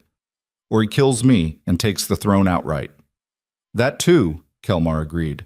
Aaron stood and walked to the map table that dominated the eastern wall. Valtherion spread out before him in painted detail. The capital at the center, house territories radiating outward like spokes on a wheel, and the eastern border where Blackwood's forces were gathering for what was either a negotiation backed by threat or an outright invasion. How long before they reach the capital? He asked. 4 days if they march hard, Kelmar said. Maybe 5 if the weather turns bad. 4 days to prepare a defense or broker a peace or figure out some third option that didn't result in the empire tearing itself apart. 4 days to prove that the man he'd become over the past 6 months was capable of handling a crisis without reverting to the autocrat who destroyed everything he touched. No pressure. Lord Cassian arrived within the hour, his face grim. I heard, he said without preamble, Blackwood's moving and he's not alone. I've got reports of House Morvan mobilizing in the south and House Kellis making noise about protecting their trade routes. This is coordinated. Who's coordinating it? Aaron asked. Cassian hesitated. Then he said something that made Aaron's blood run cold. Virel. The name hit like a fist. Aaron stared at him. Virel left 6 months ago. She's been in exile. Exile doesn't mean powerless, Cassian said. She's been moving through noble houses, making promises, offering alliances, reminding people that you're weak and the Oversight Council is an insult to traditional authority. She's convinced enough houses that removing you would restore stability. And they believed her. They believed what they wanted to believe, Cassian corrected, that a strong hand is better than a collaborative one. That compromise is weakness, that the old way of absolute royal authority was better than the new system of checks and accountability. So she's orchestrating a coup, Aaron said. She's orchestrating your removal, Cassian replied. And she's using houses like Blackwood to do the heavy lifting while she stays clean enough to step in as the solution once you're gone. Aaron felt rage building in his chest, hot and sharp and familiar, the same rage that had driven so many of his worst decisions. The instinct to lash out, to crush opposition, to prove through force that he was still the one in control. But that instinct was exactly what had destroyed him the first time. And if he gave in to it now, he'd just be proving Virel right, that he hadn't actually changed, That oversight was the only thing keeping him from sliding back into the kind of ruler who sacrificed everything for power. So he took a breath and pushed the rage down, forced himself to think instead of react. "What assets do we have?" he asked. Cassian pulled out a list. 12 houses pledged to the crown. Maybe 8,000 troops total if we can mobilize them in time. The Capital Guard is 3,000 strong, but they're trained for policing, not warfare. And we've got the Oversight Council, which theoretically has authority, but practically speaking has never been tested in a military crisis. So we're outnumbered and politically divided, Aaron said. Substantially, Cassian agreed. Options. Cassian looked at him steadily. Negotiate, fight, or abdicate, and hope whoever takes over doesn't burn the empire down. Those are terrible options. They're the only options we have. Aaron turned back to the map. Blackwood's forces were moving from the east. If other houses joined them, they'd be surrounded. The capital could hold for a while under siege, but eventually supplies would run out and morale would crack. Fighting was possible but costly. Negotiating meant giving up ground he'd fought to regain, and abdicating meant letting Varel win. None of those outcomes were acceptable, which meant he needed to find a fourth option that nobody was expecting. "Get me a meeting with Tavern," he said. "Under flag of truce, just him and me. No armies, no advisors, just two men talking about what happens next." Cassian raised an eyebrow. "You think he'll agree to that?" "I think he's marching on the capital because he believes I'm weak," Aaron said. "So I'll prove I'm not, face to face, no hiding behind councils or protocols. If I'm going down, I'll do it looking him in the eye. And if he refuses, then we know negotiation isn't an option, and we prepare for war." Cassian nodded slowly. "I'll send the message. But Aaron, you need to understand something. Tavern isn't just angry about the Oversight Council. He's angry about what happened with Soralia, about the lies and the physicians and the whole mess. This isn't just political for him. It's personal." "Then I'll address it personally," Aaron said. The meeting was set for neutral ground, a hunting lodge halfway between the capital and Blackwood's position, small enough that neither side could hide an army nearby, isolated enough that whatever was said wouldn't be overheard. Aaron rode out with a single guard, leaving the Oversight Council in charge of defensive preparations. It was a risk, leaving the capital at a time like this, but it was also a statement that he wasn't hiding, wasn't delegating the hard conversations to someone else. The lodge appeared through the trees just before sunset, stone and timber construction that looked like it had been there for generations. Smoke rose from the chimney, suggesting someone had arrived ahead of him. Aaron dismounted and walked to the door alone. His guards stayed with the horses, watching the tree line for any sign of ambush. Inside, the lodge was warm and simple. A fire burned in the hearth. A table sat in the center of the room with two chairs, and standing by the window, silhouetted against the fading light, was Lord Tavern. He turned when Aaron entered. His expression was hard to read in the dim light, but his posture was tense, ready for confrontation. "You came," Tavern said. "You asked for a meeting," Aaron replied. "I'm here." "I asked for your surrender," Tavern corrected. "The meeting was contingent on you accepting that the oversight arrangement has failed and stepping down. And if I don't accept that, then we have a problem." Aaron closed the door behind him and moved to the table. He didn't sit, just stood across from Tavern with the table between them like a barrier or a negotiating space depending on how this conversation went. "Why are you doing this?" Aaron asked. 6 months ago, you signed the petition to keep me on the throne under oversight. You said I deserved a chance to prove I'd changed. What happened?" Tavern's jaw tightened. "What happened is that you're still weak, still making decisions based on compromise instead of strength. The Oversight Council has turned you into exactly what I feared, a king in name only who can't act decisively because he's too busy seeking consensus." "Decisive action is what got me into trouble in the first place," Aaron said. "Making choices without accountability, without considering consequences. That's what destroyed Soralia and elevated Varele and created this whole mess. And overcorrecting has made you ineffective," Tavern shot back. "The Empire needs leadership, strong leadership, not a committee debating every decision until the opportunity to act has passed. So you'd rather have a tyrant than a collaborative government." "I'd rather have someone capable of protecting this empire when threats arise," Tavern said. And right now, you're not that person. Aaron felt the familiar rage stirring again, the urge to defend himself, to argue that he was stronger than Tavrin gave him credit for, to prove through force of will that he deserved respect. But that was the old pattern, the one that had destroyed everything. And if he fell back into it now, he'd just be confirming everything Tavrin was saying. So instead, he did something different. "You're right," Aaron said quietly. Tavrin blinked. "What?" "You're right that I'm not the leader I was before the Oversight Council. I'm weaker in some ways, more hesitant, more willing to listen instead of command. And you're right that in a crisis, that hesitation could be dangerous." He paused. "But I'm also less likely to destroy innocent people for political convenience, less likely to build policy on lies and then double down when those lies are exposed, less likely to sacrifice the Empire's integrity for my own comfort.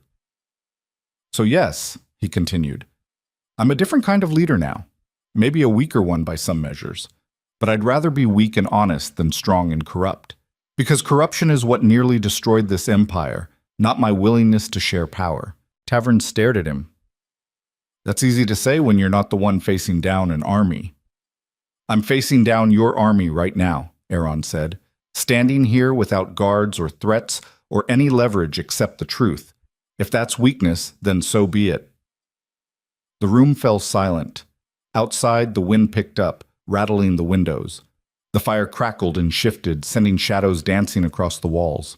Tavrin moved to the table and sat down heavily. He looked tired suddenly, older than he had when Aaron had first entered. "Varel came to me 3 months ago," he said, "told me you were destroying the Empire's strength, that the Oversight Council was turning Valtharion into a laughingstock, that other kingdoms were already testing our borders because they sensed weakness." "Were they?" Aaron asked. Tavrin shook his head. "No, that was the lie.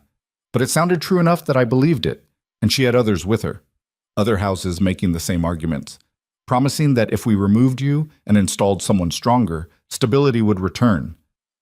Someone like her." "Like her," Tavrin agreed. "She painted herself as the solution, the strong hand that would restore traditional authority.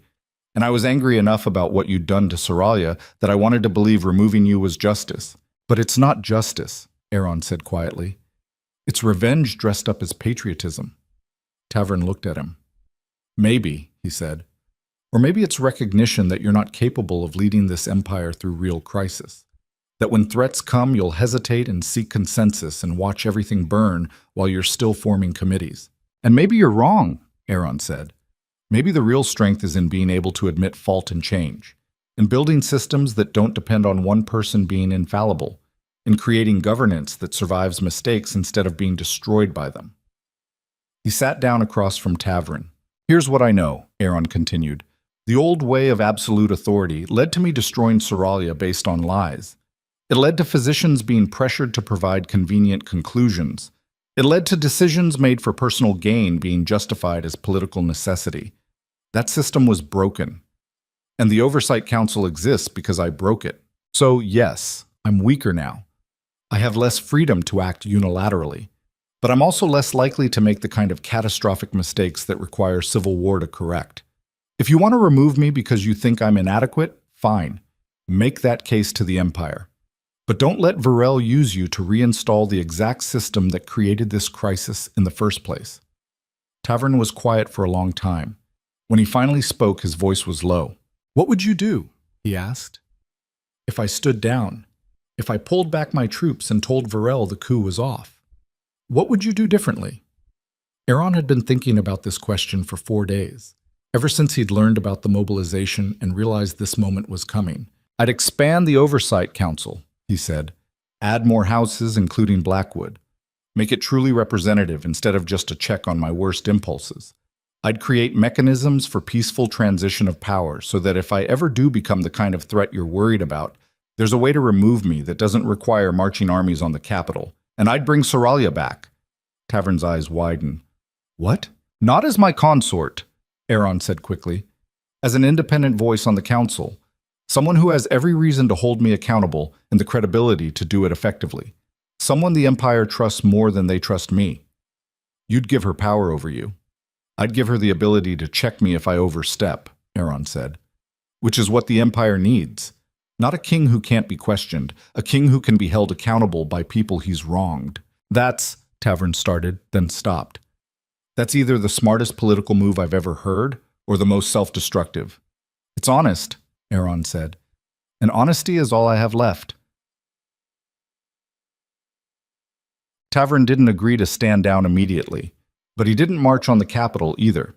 Instead, he called for a temporary ceasefire while he consulted with the other mobilized houses. A week to decide whether Aaron's proposals were genuine or just desperation masquerading as reform. Aaron returned to this capital and spent the next 7 days in constant negotiation, with the Oversight Council about expanding their authority, with loyal houses about defensive positions in case the ceasefire failed, and with messengers he sent to the northern estates carrying a letter he'd written and rewritten a dozen times. The letter to Seralia was simple, direct, no flowery language or attempts at manipulation. I am facing a crisis that may destroy the empire. I need someone the people trust to help hold it together. I need you to come back. Not for me, for Valtharion. He didn't know if she'd respond, didn't know if she'd even read it or just throw it in the fire and go back to running her school. But 3 days later, a writer returned with her answer. I'll come, but not to save you, to save what you nearly destroyed. It was the best he could hope for. Seralia arrived on the 6th day of the ceasefire. She rode into the capital without ceremony or announcement, wearing simple traveling clothes and looking like she'd rather be anywhere else. But she came, and that mattered more than anything else. Aaron met her in the council chamber. The oversight advisors were there, along with representatives from the major houses. Everyone wanted to see this, the former queen returning to face the king who'd destroyed her.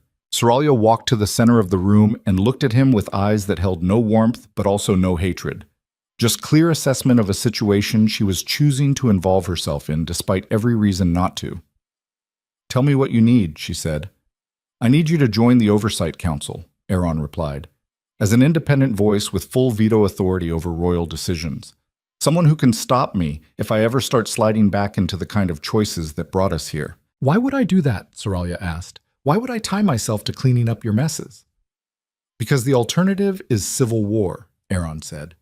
Because Virel is orchestrating a coup using houses that think strength means autocracy. And because the only way to prevent that is to show the empire that accountability isn't weakness. It's what prevents the kind of catastrophic failures that make coups necessary. He paused. You don't owe me anything. I destroyed you and no amount of reform changes that. But you built a school for women the empire cast aside. You turned what happened to you into something that helps others. This is the same thing on a larger scale. The empire is about to tear itself apart because people don't trust collaborative governance. You showing that it can work, that accountability makes leadership stronger instead of weaker, that's how we prevent the bloodshed. Seralia was quiet. Then she turned to address the room. I'll join the Oversight Council, she said, on 2 conditions. First, any decision involving succession, marriage, or matters of the royal household requires my explicit approval. No exceptions. Agreed, Aaron said immediately. Second, she continued, if I determine at any point that King Aaron has reverted to the kind of autocratic decision-making that characterized his earlier rule, I can call for an immediate vote of removal, and that vote will be binding. The room erupted, advisors objecting, representatives arguing. This went beyond oversight into something closer to shared sovereignty. Giving one person the power to trigger the king's removal was unprecedented, but it was also exactly what the empire needed to see. That Aaron was willing to submit to judgment from the person he'd wronged most, that he trusted her assessment more than his own. Agreed, Aaron said, speaking over the noise. The room went silent. Your Majesty, Lord Kelmar said carefully, you're giving her the power to destroy you. I'm giving her the power to stop me from destroying myself, Aaron corrected. There's a difference. He looked at Seralia. Do we have an agreement? She studied him for a long moment, then nodded. We have an agreement. News of Seralia's return and the expansion of the Oversight Council spread through the capital like wildfire. By nightfall, every house in the empire knew that the former queen had been given unprecedented authority over royal decisions. That accountability had been formalized into something that looked more like shared governance than traditional monarchy. The response was split. Loyal houses praised it as exactly the kind of reform the empire needed. Houses aligned with Virelle's coup condemned it as proof that Aeron was too weak to rule effectively. And on the eastern border, Lord Tavern faced a decision: honor the ceasefire and accept these reforms, or march on the capital and try to install the autocratic government Virelle had promised. The answer came on the morning of the 8th day. A messenger arrived carrying Tavern's response: I'm standing down, but I'm watching. If this experiment in collaborative governance fails, if Aeron shows even a hint of returning to his old patterns, I'll finish what I started. It wasn't trust, but it was a chance. And that was all Aeron could ask for. The threat of immediate civil war had passed, but the larger crisis was just beginning, because Virelle was still out there, still moving through noble houses, still promising a return to traditional strength for anyone willing to back her play. And she wasn't going to accept defeat quietly. Aeron stood in his private chambers that night, looking out over the capital and thinking about everything that had brought him to this moment. The lies, the betrayals, the slow, painful process of learning that real strength wasn't about dominating others, but about being accountable to them. He'd lost Virelle's support, lost the absolute authority he'd once wielded, lost the certainty that had made leadership feel simple even when it was destroying everything around him. But he'd gained something too, a chance to build something better. A system that didn't depend on one person being infallible. A government that could survive mistakes instead of being shattered by them. Whether that was enough remained to be seen. A knock at the door. Soralia entered without waiting for permission. She looked as tired as he felt. The southern houses are mobilizing, she said without preamble. Virelle convinced them that your reforms are weakness. They're planning to move within the week. How many? Enough, Soralia said grimly. Combined with what's left of the Eastern Coalition, if Tavern changes his mind, we'd be facing 20,000 troops at minimum. Can we match that? Not without stripping the borders, she said, which would leave us vulnerable to external threats. So we're trapped, Aeron said. Fight a civil war and leave ourselves exposed, or negotiate with someone who won't be satisfied with anything less than my complete removal.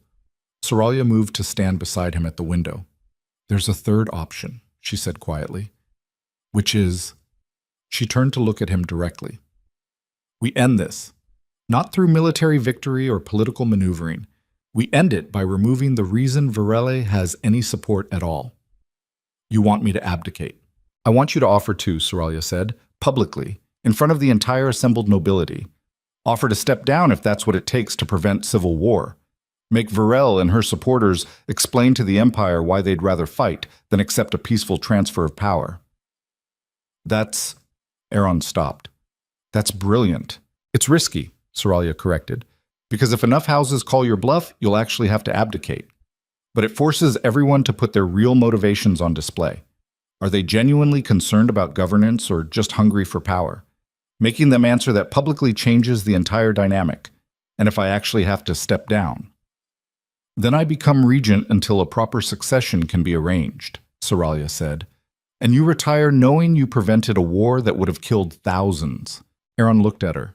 You'd do that. Take over if I abdicate. Someone has to hold this empire together, she said, and better me than Virelle. He turned back to the window. The capital spread out below him in darkness and scattered lights. Somewhere in those streets were people who'd die if this turned into open warfare. Families that would be destroyed. Children who'd grow up in a fractured empire because he'd been too proud to surrender power when it mattered. When do we do this? He asked. Tomorrow, Soralia said. At the emergency assembly. Every major house will be there, including Virelle's supporters. She paused. This is it, Aeron. The moment where you prove whether the last 6 months of reform were real or just performance, whether you're actually willing to put the empire before your own position. Am, Aeron said quietly. Then tomorrow we find out if that's enough. The Great Hall was packed beyond capacity when Aeron entered. Every house in the empire had sent representatives. The Oversight Council sat in formal position, and in the gallery, watching with cold calculation, sat Virelle herself. She'd come out of hiding for this, confident enough that she was going to win that she wanted to watch it happen in person. Aeron took his position on the dais. Soralia stood beside him, not on a throne, but as an equal voice. The symbolism was deliberate and unmistakable. Lord Cassian called the assembly to order. His voice was formal and grave. We are gathered to address the crisis facing Valtharion. Multiple houses have mobilized troops. Civil war threatens. And the question before this assembly is simple. What governance structure can prevent bloodshed and restore stability? He paused. King Aeron has requested the opportunity to address this question directly. All eyes turned to Aeron. He stood and felt the weight of every choice he'd made pressing down on his shoulders. This was it. The moment where everything he'd built over the past 6 months either held or collapsed completely. Members of this assembly, he began. 6 months ago, I stood in this hall and admitted I'd destroyed an innocent woman based on lies, that I'd sacrificed truth for power and called it necessity, that I'd failed every oath I'd sworn when I took this crown. Some of you gave me a chance to be better, established oversight, created accountability, allowed me to prove that I could learn from catastrophic failure instead of being consumed by it. His voice carried clear and strong through the silence. Others believed that was a mistake, that collaborative governance is weakness, that the Empire needs strong autocratic leadership instead of systems of accountability, and they've mobilized armies to prove it. He looked directly at Varel. So I'm going to make this simple. I will abdicate, right here, right now, if that's what it takes to prevent civil war. The hall erupted, voices shouting, people standing, Varel's eyes widening in shock. Aeron waited for quiet, then continued. But before I do, I want everyone in this hall to understand what they're choosing. You're not choosing between me and someone better. You're choosing between a system of accountability and a return to the autocracy that created this crisis in the first place. If you want me gone because you genuinely believe collaborative governance has failed, then I'll step down and let this assembly determine succession. But if you just want power back in the hands of someone who can't be questioned, someone who will make decisions without oversight or consequence, then you're choosing the exact system that destroyed Queen Seralia and nearly destroyed this empire. He took off his crown and held it in his hands. So vote, he said. Do you want accountability or autocracy? Reform or regression? A king who can be stopped when he's wrong, or one who can't be questioned at all? The choice is yours. He set the crown on the throne and stepped back. The silence that followed was absolute. Every person in that hall staring at the empty throne and the crown sitting on it, and the king who'd just offered to walk away from everything. Then Varel stood, her voice cut through the quiet like a blade. This is theater, she said. Political manipulation designed to make you feel guilty for wanting strong leadership. Don't fall for it. He's trying to paint anyone who opposes him as power-hungry when really we're just demanding competence. Seralia stepped forward. If competence is what you're offering, she said coldly, then explain to this assembly how orchestrating civil war serves the Empire's interests. Explain how thousands dying in battle is preferable to a king submitting to oversight. Varel's expression hardened. I'm offering stability. Real leadership. Not this, she gestured at the throne. Performance of humility that masks fundamental weakness. Then accept his offer, Seralia said. Let him abdicate. Take power peacefully instead of through bloodshed. Unless what you really want isn't stability, but control without accountability. The trap was sprung. Varel saw it instantly. If she accepted the abdication, she won, but without the dramatic victory she'd been orchestrating. Without the ability to claim she'd overthrown weakness and restored strength. If she refused and kept pushing for military action, she'd be exposed as caring more about power than peace. Either way, her narrative collapsed. Varela's hands clenched. This isn't over, she said. Yes, it is, Lord Tavrine said, standing from his seat. I mobilized because I believed the Oversight Council had made King Aeron ineffective. But what I'm seeing right now is a king willing to sacrifice everything to prevent war. That's not weakness. That's exactly the kind of leadership this empire needs. He looked around the hall. I'm withdrawing my support for any military action, and I'm recommending that King Aeron remain on the throne under the expanded oversight we've already established. Anyone who wants to keep fighting can explain to their people why they'd rather have civil war than peace. One by one, other houses stood, declaring support, withdrawing from Varel's coalition, choosing reform over regression. Within minutes, it was over. The coup collapsed. The armies stood down. And Varel walked out of the great hall in silence, her face twisted with rage. Aeron stood on the dais and watched the Empire choose accountability. Choose systems over strongmen. Choose the harder path that might actually lead somewhere better. Soralia touched his arm. You can put the crown back on now, she said quietly. He picked it up, felt the weight of it, and understood that it meant something different now than it had 6 months ago. Not absolute authority, responsibility, and he could live with that. The great hall emptied slowly after the vote. Noble houses filing out in clusters, voices low and urgent as they processed what had just happened. A king had offered to abdicate to prevent civil war. A former queen had stood beside him not as consort, but as equal authority. And a woman who'd orchestrated a coup had walked out in defeat without a single drop of blood being shed. It should have felt like victory, like the moment where everything clicked into place and the empire could finally move forward. But Aaron just felt exhausted, hollow, like he'd been running for so long that stopping didn't bring relief, just the awareness of how much damage the running had caused. Soralia stood beside him on the dais, watching the last representatives leave. Her face was unreadable, not triumphant, not relieved, just present in that way she had of existing completely in whatever moment she occupied. You should rest, she said quietly. This isn't over yet. Virel, Aaron said. Virele, Soralia agreed. She's not going to accept this peacefully. She'll regroup, find new allies, try again with a different strategy. People like her don't give up just because they lost one battle. So we prepare for the next one. We do, Soralia said, but first you need to understand something. She turned to face him fully. What you did today, offering to abdicate, that took courage. Real courage. The kind that doesn't make for heroic stories because it's not about fighting. It's about being willing to lose everything to prevent something worse.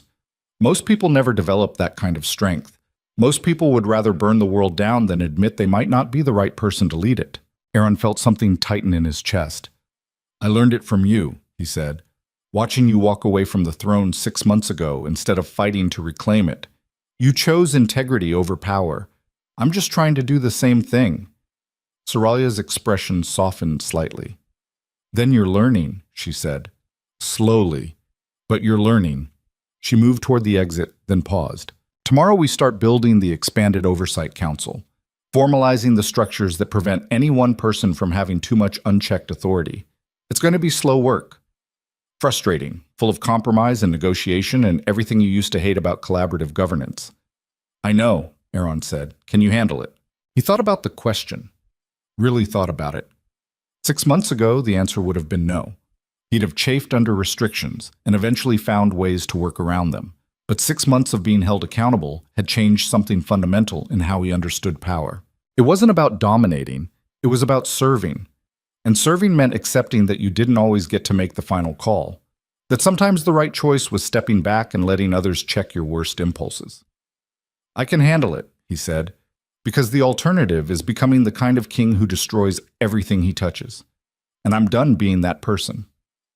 Soralia studied him for a long moment, then nodded. Good, she said, because the Empire is going to need both of us to survive what comes next. Virel didn't leave the capital immediately. She stayed in a private residence owned by House Kellis, one of the few southern houses that hadn't withdrawn support after the assembly vote. And for 3 days she was silent. No messages, no movements, just waiting. It made Aaron nervous. Silence from someone like Virel wasn't peace, it was planning. On the 4th day, a message arrived, not sealed with wax or carried by official messenger. Just a simple note delivered by a street urchin who disappeared before anyone could question him. The note had 3 words, meet me, alone. No location, no time. Just the assumption that Aaron would know where and when. And he did, because there was only one place that made sense for a final confrontation between them. The royal gardens where he'd first decided to elevate her, where the choice that had destroyed everything had begun. He went at midnight. No guards. No witnesses. Just him walking through empty corridors to the gardens that gleamed silver under moonlight. Virel was waiting by the fountain where they'd stood together years ago, planning a future that had never materialized. She wore simple clothes instead of silk and jewels. Her hair was loose, and when she turned to face him, her expression was tired and bitter and strangely vulnerable. You came, she said. You asked me to, Aaron replied. I wasn't sure you would. Thought maybe you'd send guards to arrest me instead. For what? You haven't committed any crimes. Mobilizing houses isn't treason if they're doing it willingly. Varel laughed, sharp and humorless.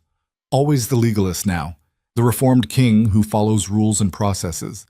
It's almost impressive how much you've changed. She moved closer, her eyes searching his face. Or how much you're pretending to change, she continued. I keep waiting to see the real Aaron underneath all this collaborative governance performance. The man who wanted power badly enough to throw away his wife for it. But maybe he's actually gone.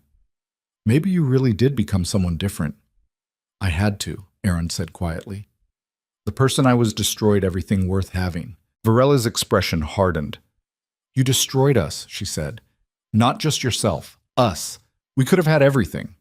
The throne, an heir, real power instead of this neutered version you're settling for. But you chose guilt over ambition, weakness over strength. I chose honesty over lies, Aaron corrected, and accountability over autocracy. That's not weakness. That's the only thing that kept this empire from tearing itself apart. Varela stepped close enough that he could see the anger and hurt, and something else in her eyes. Something that looked almost like grief. I loved you, she said, and her voice cracked slightly. Not the way Soralia loved you, all duty and nobility. I loved you because you were powerful. Because you wanted things and took them. Because you didn't apologize for being ambitious. And then you became this? She gestured at him with contempt. This diminished version who asks permission and seeks consensus and acts like being strong is somehow wrong. Aaron felt something twist in his chest. Not guilt exactly, more like recognition of how thoroughly he'd misunderstood what they'd had. You never loved me, he said quietly. You loved what I represented. Power without consequence. Authority without accountability. And when I stopped being that person, you couldn't accept it because it meant everything you'd built your position on was gone. Varella's hand came up fast and sharp. The slap cracked across his face hard enough to make his ears ring. Don't, she hissed. Tell me what I felt. You don't get to rewrite our history just because it makes you feel better about destroying it. Aaron didn't touch his stinging cheek, just looked at her steadily. Why did you ask me here, Varel? She turned away, her shoulders tight. Because I need you to understand something before I leave this city for good. I didn't orchestrate that coup just for power. I did it because watching you surrender everything we'd worked for felt like betrayal. Like you'd decided that being liked was more important than being respected. And I wanted you to feel what I felt when you chose oversight over partnership. When you let Soralia back in and gave her authority over decisions that should have been ours, I wanted you to lose everything the way I'd lost everything. So it was revenge, Aaron said. It was justice, Varel shot back. You threw me away. Again. First by changing who you were, then by bringing back the woman you'd cast aside and elevating her above me. So yes, I wanted you gone. I wanted you to know what it felt like to be erased. She turned back to face him, and her eyes were bright with unshed tears.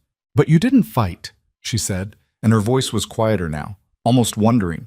You just offered to walk away. To give up the crown, rather than risk civil war. And that's when I realized I never actually knew you at all, because the man I thought I loved would have burned the empire down before surrendering, would have fought until there was nothing left to fight for. But you just, she stopped. You just let go. Aaron was quiet for a moment. Then he said something he'd been carrying for months. I'm sorry, he said. Not for changing. Not for choosing accountability over autocracy. But for using you. For elevating you because you made me feel powerful instead of inadequate.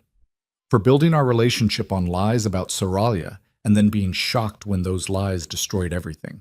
You deserve better than being a prop in my attempt to avoid hard questions about myself. And I'm sorry I couldn't see that until it was too late. Varel stared at him. Then she laughed, and it sounded broken. That's the worst part, she said. You actually mean it. You're not trying to manipulate me or win me back. You're just, she gestured helplessly, apologizing. Being honest, like that fixes anything. It doesn't, Aaron agreed. But it's all I have to offer. They stood in silence for a long moment. The fountain burbled behind them. Night air moved through the garden, carrying the scent of flowers that bloomed regardless of human drama. I'm leaving Valtharion, Varel said finally. Going south to the coastal cities, starting over somewhere the name Lady Varel doesn't carry the weight of failure. That's probably wise, Aaron said. She looked at him one last time. Her expression was complicated. Anger and hurt and reluctant respect all mixed together. I hope it's worth it, she said. All this honesty and accountability and collaborative governance. I hope it actually makes the Empire better instead of just making you feel less guilty. Me too, Aaron said quietly. Varel turned and walked away. Her footsteps faded into the darkness. And Aaron stood alone in the garden where everything had started, feeling the weight of choices and consequences and the strange relief that came from finally being honest about all of it. Beg. The expanded Oversight Council met for the first time a week later, 12 representatives from major houses. Soralia with her veto authority, and Aaron as the 13th member with equal voice but no final authority. It was exactly the kind of collaborative structure he would have hated 5 years ago. Slow, deliberative, full of debate and compromise, but sitting there listening to different perspectives and working through problems collectively, he found something unexpected. It was actually better than making decisions alone, not faster, not more decisive in the way he'd valued before, but more thorough, more likely to catch problems before they became catastrophic, more resistant to the kind of blind spots that had let him destroy Soralia based on convenient lies. The first major decision they faced was what to do about House Kellis and the other southern houses that had supported Virel's coup attempt. Some council members wanted harsh punishment, stripping lands, imposing heavy fines, making examples to discourage future rebellions. Others argued for clemency, for recognizing that the houses had legitimate concerns about governance even if their methods had been wrong. The debate went on for hours. Aaron listened more than he spoke, and when he did contribute, he tried to focus on questions instead of pronouncements. What outcome best served the Empire's stability? What message did they want to send about accountability versus reconciliation? Finally, Soralia called for a vote. The council chose a middle path. No punitive measures for houses that withdrew support before military action. Oversight and restrictions for houses that maintained their position after the assembly vote, and permanent expulsion from the High Council for anyone found to have directly coordinated with Virel. It wasn't perfect. Some members thought it was too harsh, others too lenient, but it was consensus, built through discussion and compromise instead of imposed by decree. After the session ended, Soralia found Aaron in the hallway. That went well, she said. Did it? Aaron asked. Felt like we spent 6 hours arguing to reach a decision I could have made in 6 minutes. And would that decision have been better? Soralia asked. Aaron thought about it. Honestly thought about it instead of reflexively defending his old approach. Probably not, he admitted. I would have gone harder on the southern houses, made examples, sent a message about consequences, and that would have created resentment that festered into future problems. Exactly, Soralia said. Collaborative governance isn't about speed. It's about sustainability, about making decisions that last because they have broad support instead of just the backing of whoever holds power in the moment. She paused. You're getting better at this, learning to value process instead of just results. It's still hard, Aaron said. Sitting through debates when I think I know the right answer, compromising on things that seem clear-cut. It's supposed to be hard, Soralia replied. If it was easy, everyone would do it. The fact that you're struggling means you're actually changing instead of just performing change. They walked together toward the council chamber's exit. Outside, the capital was settling into evening, lights beginning to glow in windows, people finishing work and heading home to families. This was what they were protecting, not abstract concepts of power or authority, just people trying to live their lives without having everything destroyed by leaders who couldn't be held accountable. Can I ask you something? Aaron said. Soralia nodded. Do you think you'll ever forgive me for what I did, for destroying you based on lies? Soralia was quiet for a long time. When she finally spoke, her voice was careful. I don't know, she said. Forgiveness isn't something you decide rationally. It's something that either happens or doesn't, based on processes you can't control. Right now, I can work with you. Respect the changes you've made. Acknowledge that you're trying to be better, but forgive you for 5 years of carrying blame that was never mine. For being cast aside and erased and having to rebuild my entire identity around loss, she shook her head. I'm not there yet. Might never be there. And that's okay, she continued, because you don't get to demand forgiveness just because you've changed. You get to accept that some damage is permanent and keep trying to be better anyway. Aaron nodded slowly. That's fair, he said. Is it enough? Soralia asked. Knowing I might never fully forgive you. Can you live with that? He thought about the question, really examined it. Part of him wanted to argue, to say that he'd suffered too, that he'd lost everything and rebuilt himself, and surely that earned some measure of grace. But that was the old thinking, the entitled belief that suffering purchased redemption, that change deserved reward. The truth was simpler and harder. He destroyed someone, and the fact that he'd also destroyed himself in the process didn't erase that. Didn't mean she owed him anything, not forgiveness, not absolution, not even acknowledgement that he was trying. All he could do was keep being better, keep building systems that prevented the kind of catastrophic failures he'd embodied, keep working to serve the Empire instead of using it to serve himself. Whether Soralia ever forgave him was her choice, not his right to demand. Yes, he said finally, I can live with that, because it's what I deserve, and because the work of governing well matters more than whether I feel personally absolved.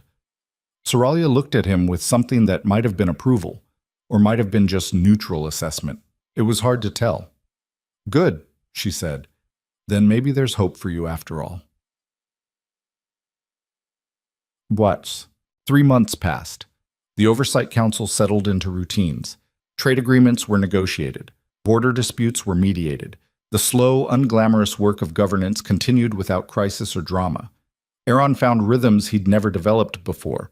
Morning sessions reviewing reports and preparing for council meetings. Afternoons in discussion and debate. Evenings alone reading and thinking instead of drinking and avoiding hard truths. It was quieter than his old life. Less exciting.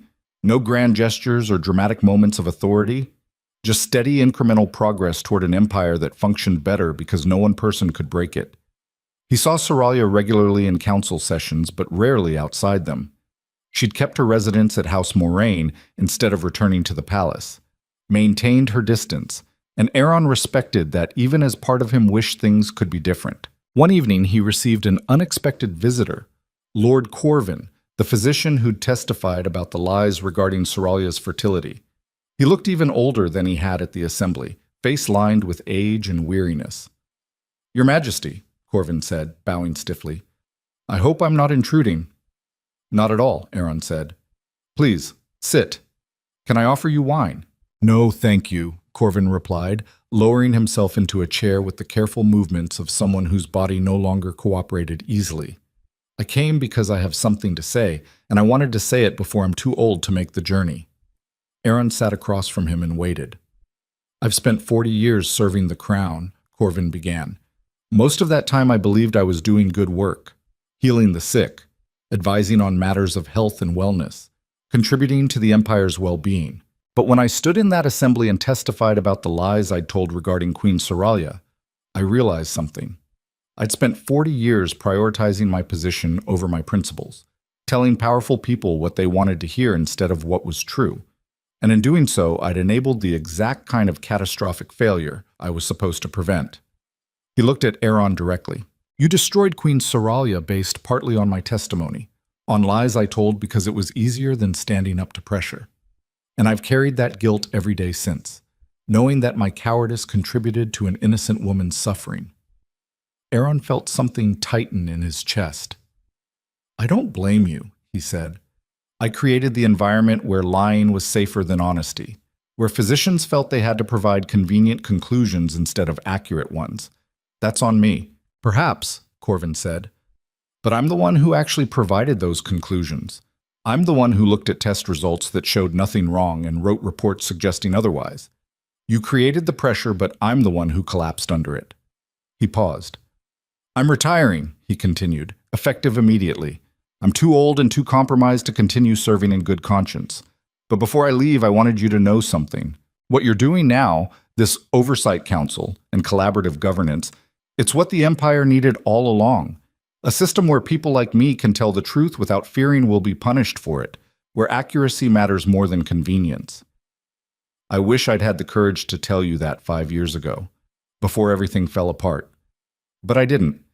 So the best I can do now is acknowledge it, and hope that the next generation of physicians learns from my failure. Aaron stood and moved to look out the window. The city spread below him, lights beginning to glow as evening settled in. "Thank you for saying that," he said quietly, "and for testifying when it mattered. I know it cost you. It cost me less than it cost Queen Soralia," Corvin said, "and that's something I'll carry for whatever time I have left." He stood slowly. "I hope the Empire thrives under this new system," he said. "I hope it proves that collaborative governance can work. And I hope you find some measure of peace with the choices you've made." After he left, Aaron stood alone in his chambers and thought about guilt and responsibility and the long shadow cast by decisions made in moments of weakness. Corvin would carry his failure for the rest of his life. Soralia would carry the damage done to her. And Aaron would carry the knowledge that he'd been the center of a catastrophe that had destroyed multiple lives. No amount of reform changed that. No system of oversight erased the past. All he could do was keep working to ensure it didn't happen again. That the next generation inherited something better than what he'd nearly destroyed. It wasn't redemption, but it was purpose. And right now, purpose was enough. 6 months after the failed coup, Soralia's School for Displaced Women had grown to accommodate 50 students. It had become a model for similar institutions in other cities. A proof that investment in people's society had discarded could produce remarkable results.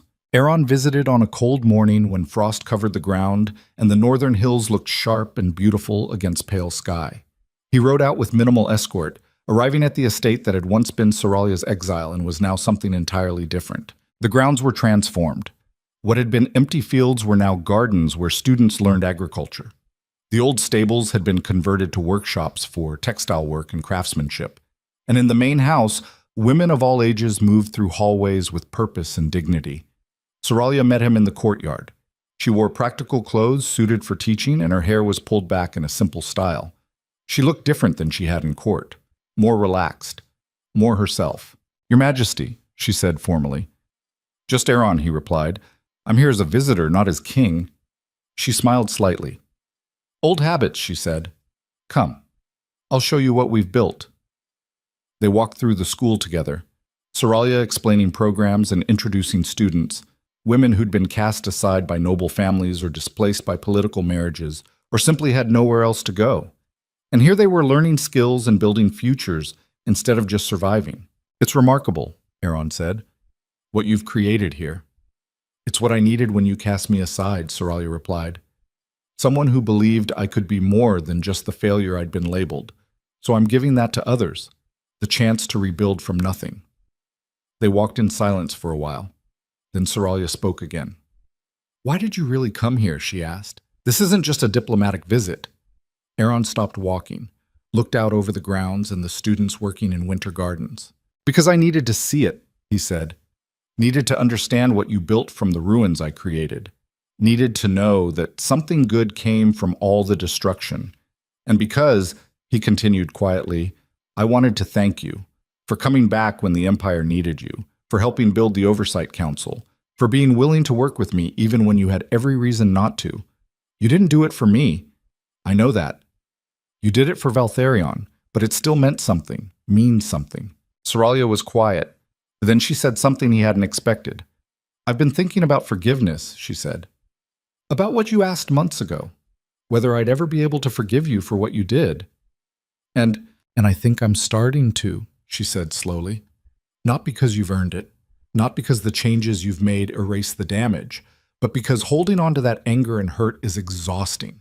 And I'd rather use that energy for building things like this," she gestured at the school, "than maintaining bitterness."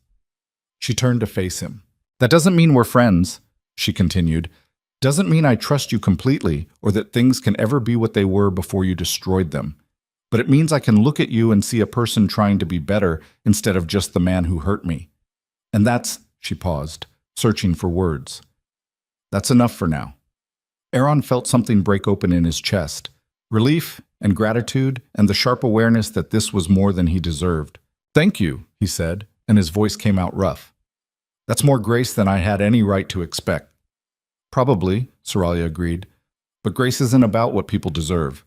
It's about choosing to let go of things that poison you from the inside." They stood together in the winter sunlight, two people who'd destroyed and been destroyed by each other, finding their way towards something that wasn't forgiveness exactly, but was close enough to build on. Will you come back to court eventually? Aaron asked. Take a more active role in governance.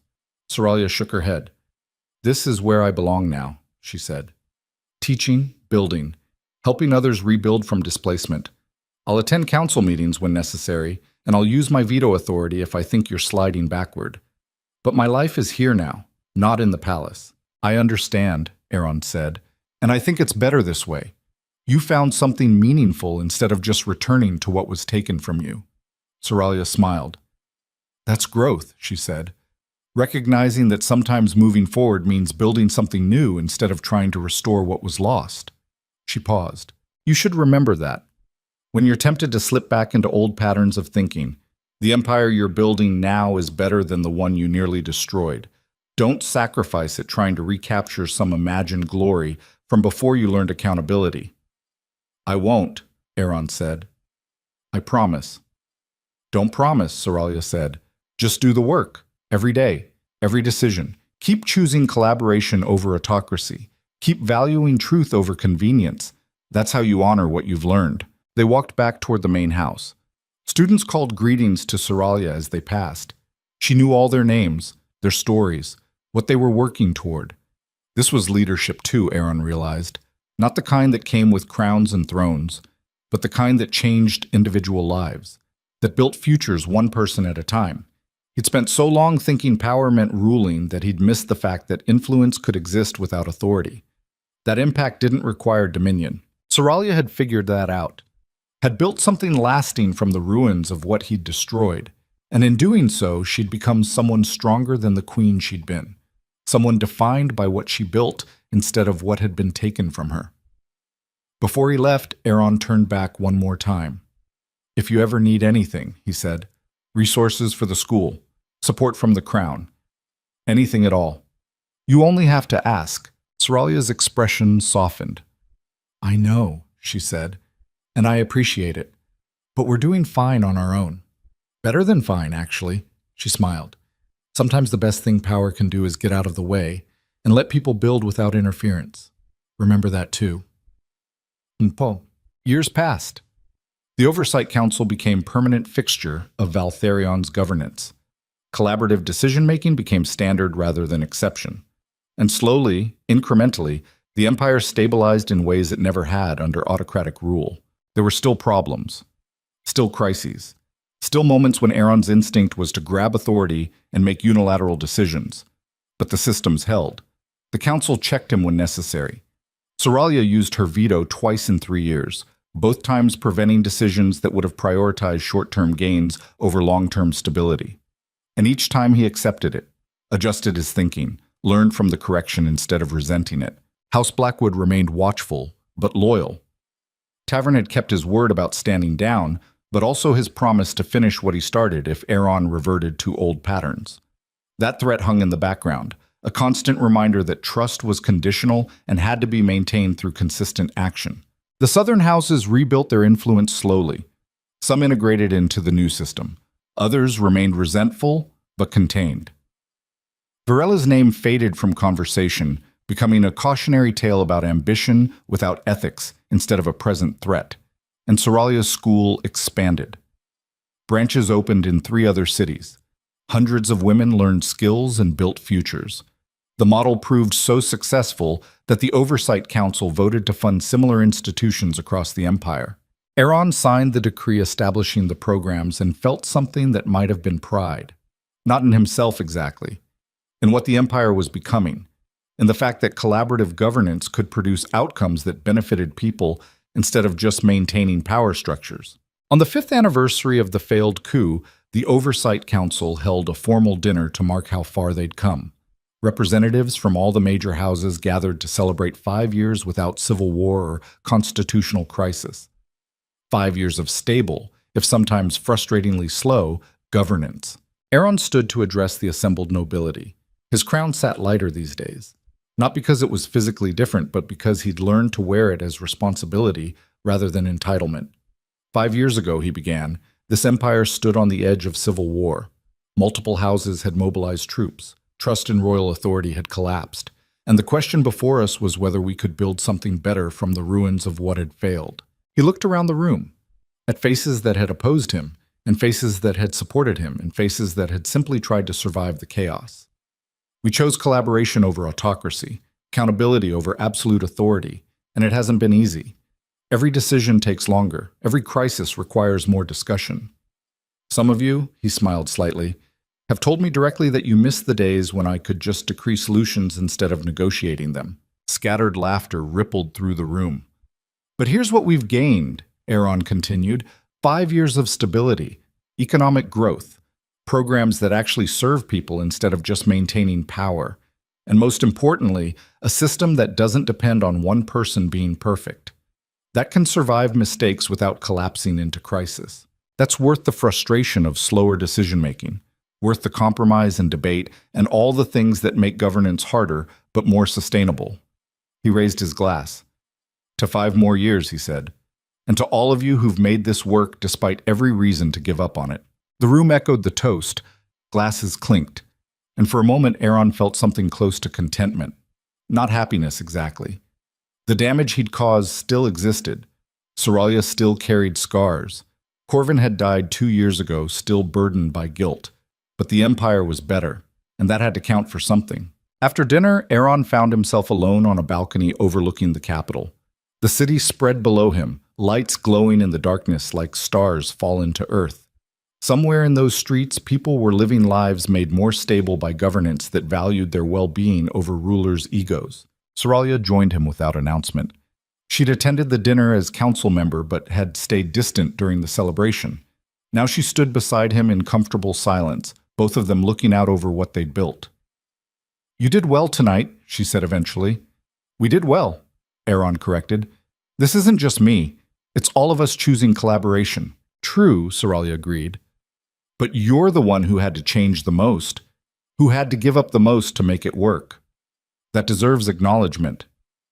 Aaron was quiet. Then he said something he'd been thinking about for months. "Do you ever regret it?" he asked. "Coming back, working with me instead of just staying at the school and letting the Empire sort itself out?" Soralia considered the question. "Sometimes," she said honestly, "when council sessions run long and I'm tired of debating policy. When I have to veto something you've proposed and watch you struggle with being corrected. When I remember that I'm spending energy on an empire that cast me aside. But then I think about what we've built," she continued, "about the programs serving people who'd otherwise have nothing, about the students at my school whose lives are better because this empire is stable, about the fact that we're proving collaborative governance can actually work. And I think," she paused, "I think maybe this is the best way to honor what I lost, by making sure no one else loses the same way, by building systems that prevent the kind of catastrophic failures I experienced. So no," she concluded, "I don't regret it, even though it's hard, even though some days I'd rather be anywhere else. This matters, and I'd rather be part of building something meaningful than nursing bitterness and exile." Aaron nodded slowly. "Thank you," he said, "for choosing that, for choosing this, for giving the Empire and," he hesitated, "giving me the chance to be better than I was." Soralia looked at him. Her expression was complicated. Not forgiveness exactly, not absolution, but something softer than the anger that had defined their interactions for so long. "You've earned it," she said quietly, "not through grand gestures or dramatic reforms, through 5 years of consistent work, of accepting accountability, of choosing collaboration even when it would have been easier to grab authority.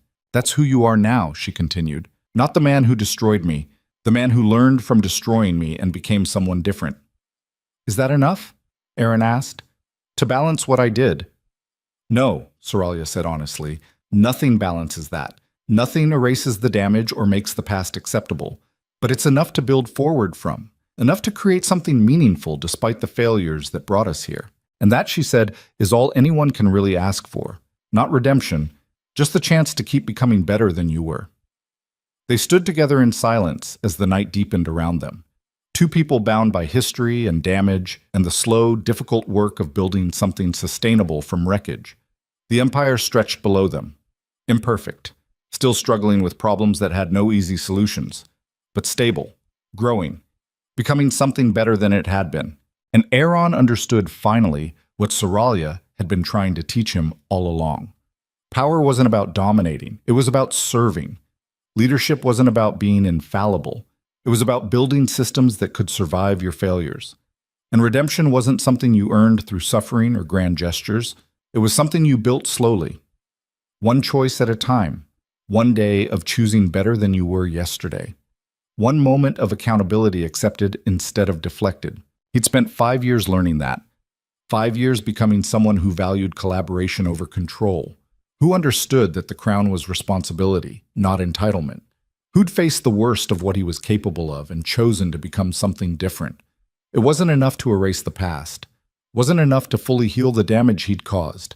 But it was enough to keep going, to keep building, to keep trying to leave the empire better than he'd found it.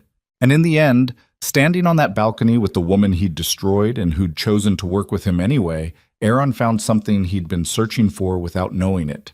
Not forgiveness, not redemption, not absolution for sins that couldn't be erased, just peace with the fact that he was doing the work, that he'd become someone who could look at himself without flinching, that whatever happened next, he'd face it honestly instead of hiding behind power and lies. The crown sat on his head, lighter than it had ever been. Not because he'd given up authority, but because he'd finally learned how to carry it properly. As responsibility instead of right. As service instead of dominion. As the chance to build something lasting instead of just maintaining control. And that finally was enough.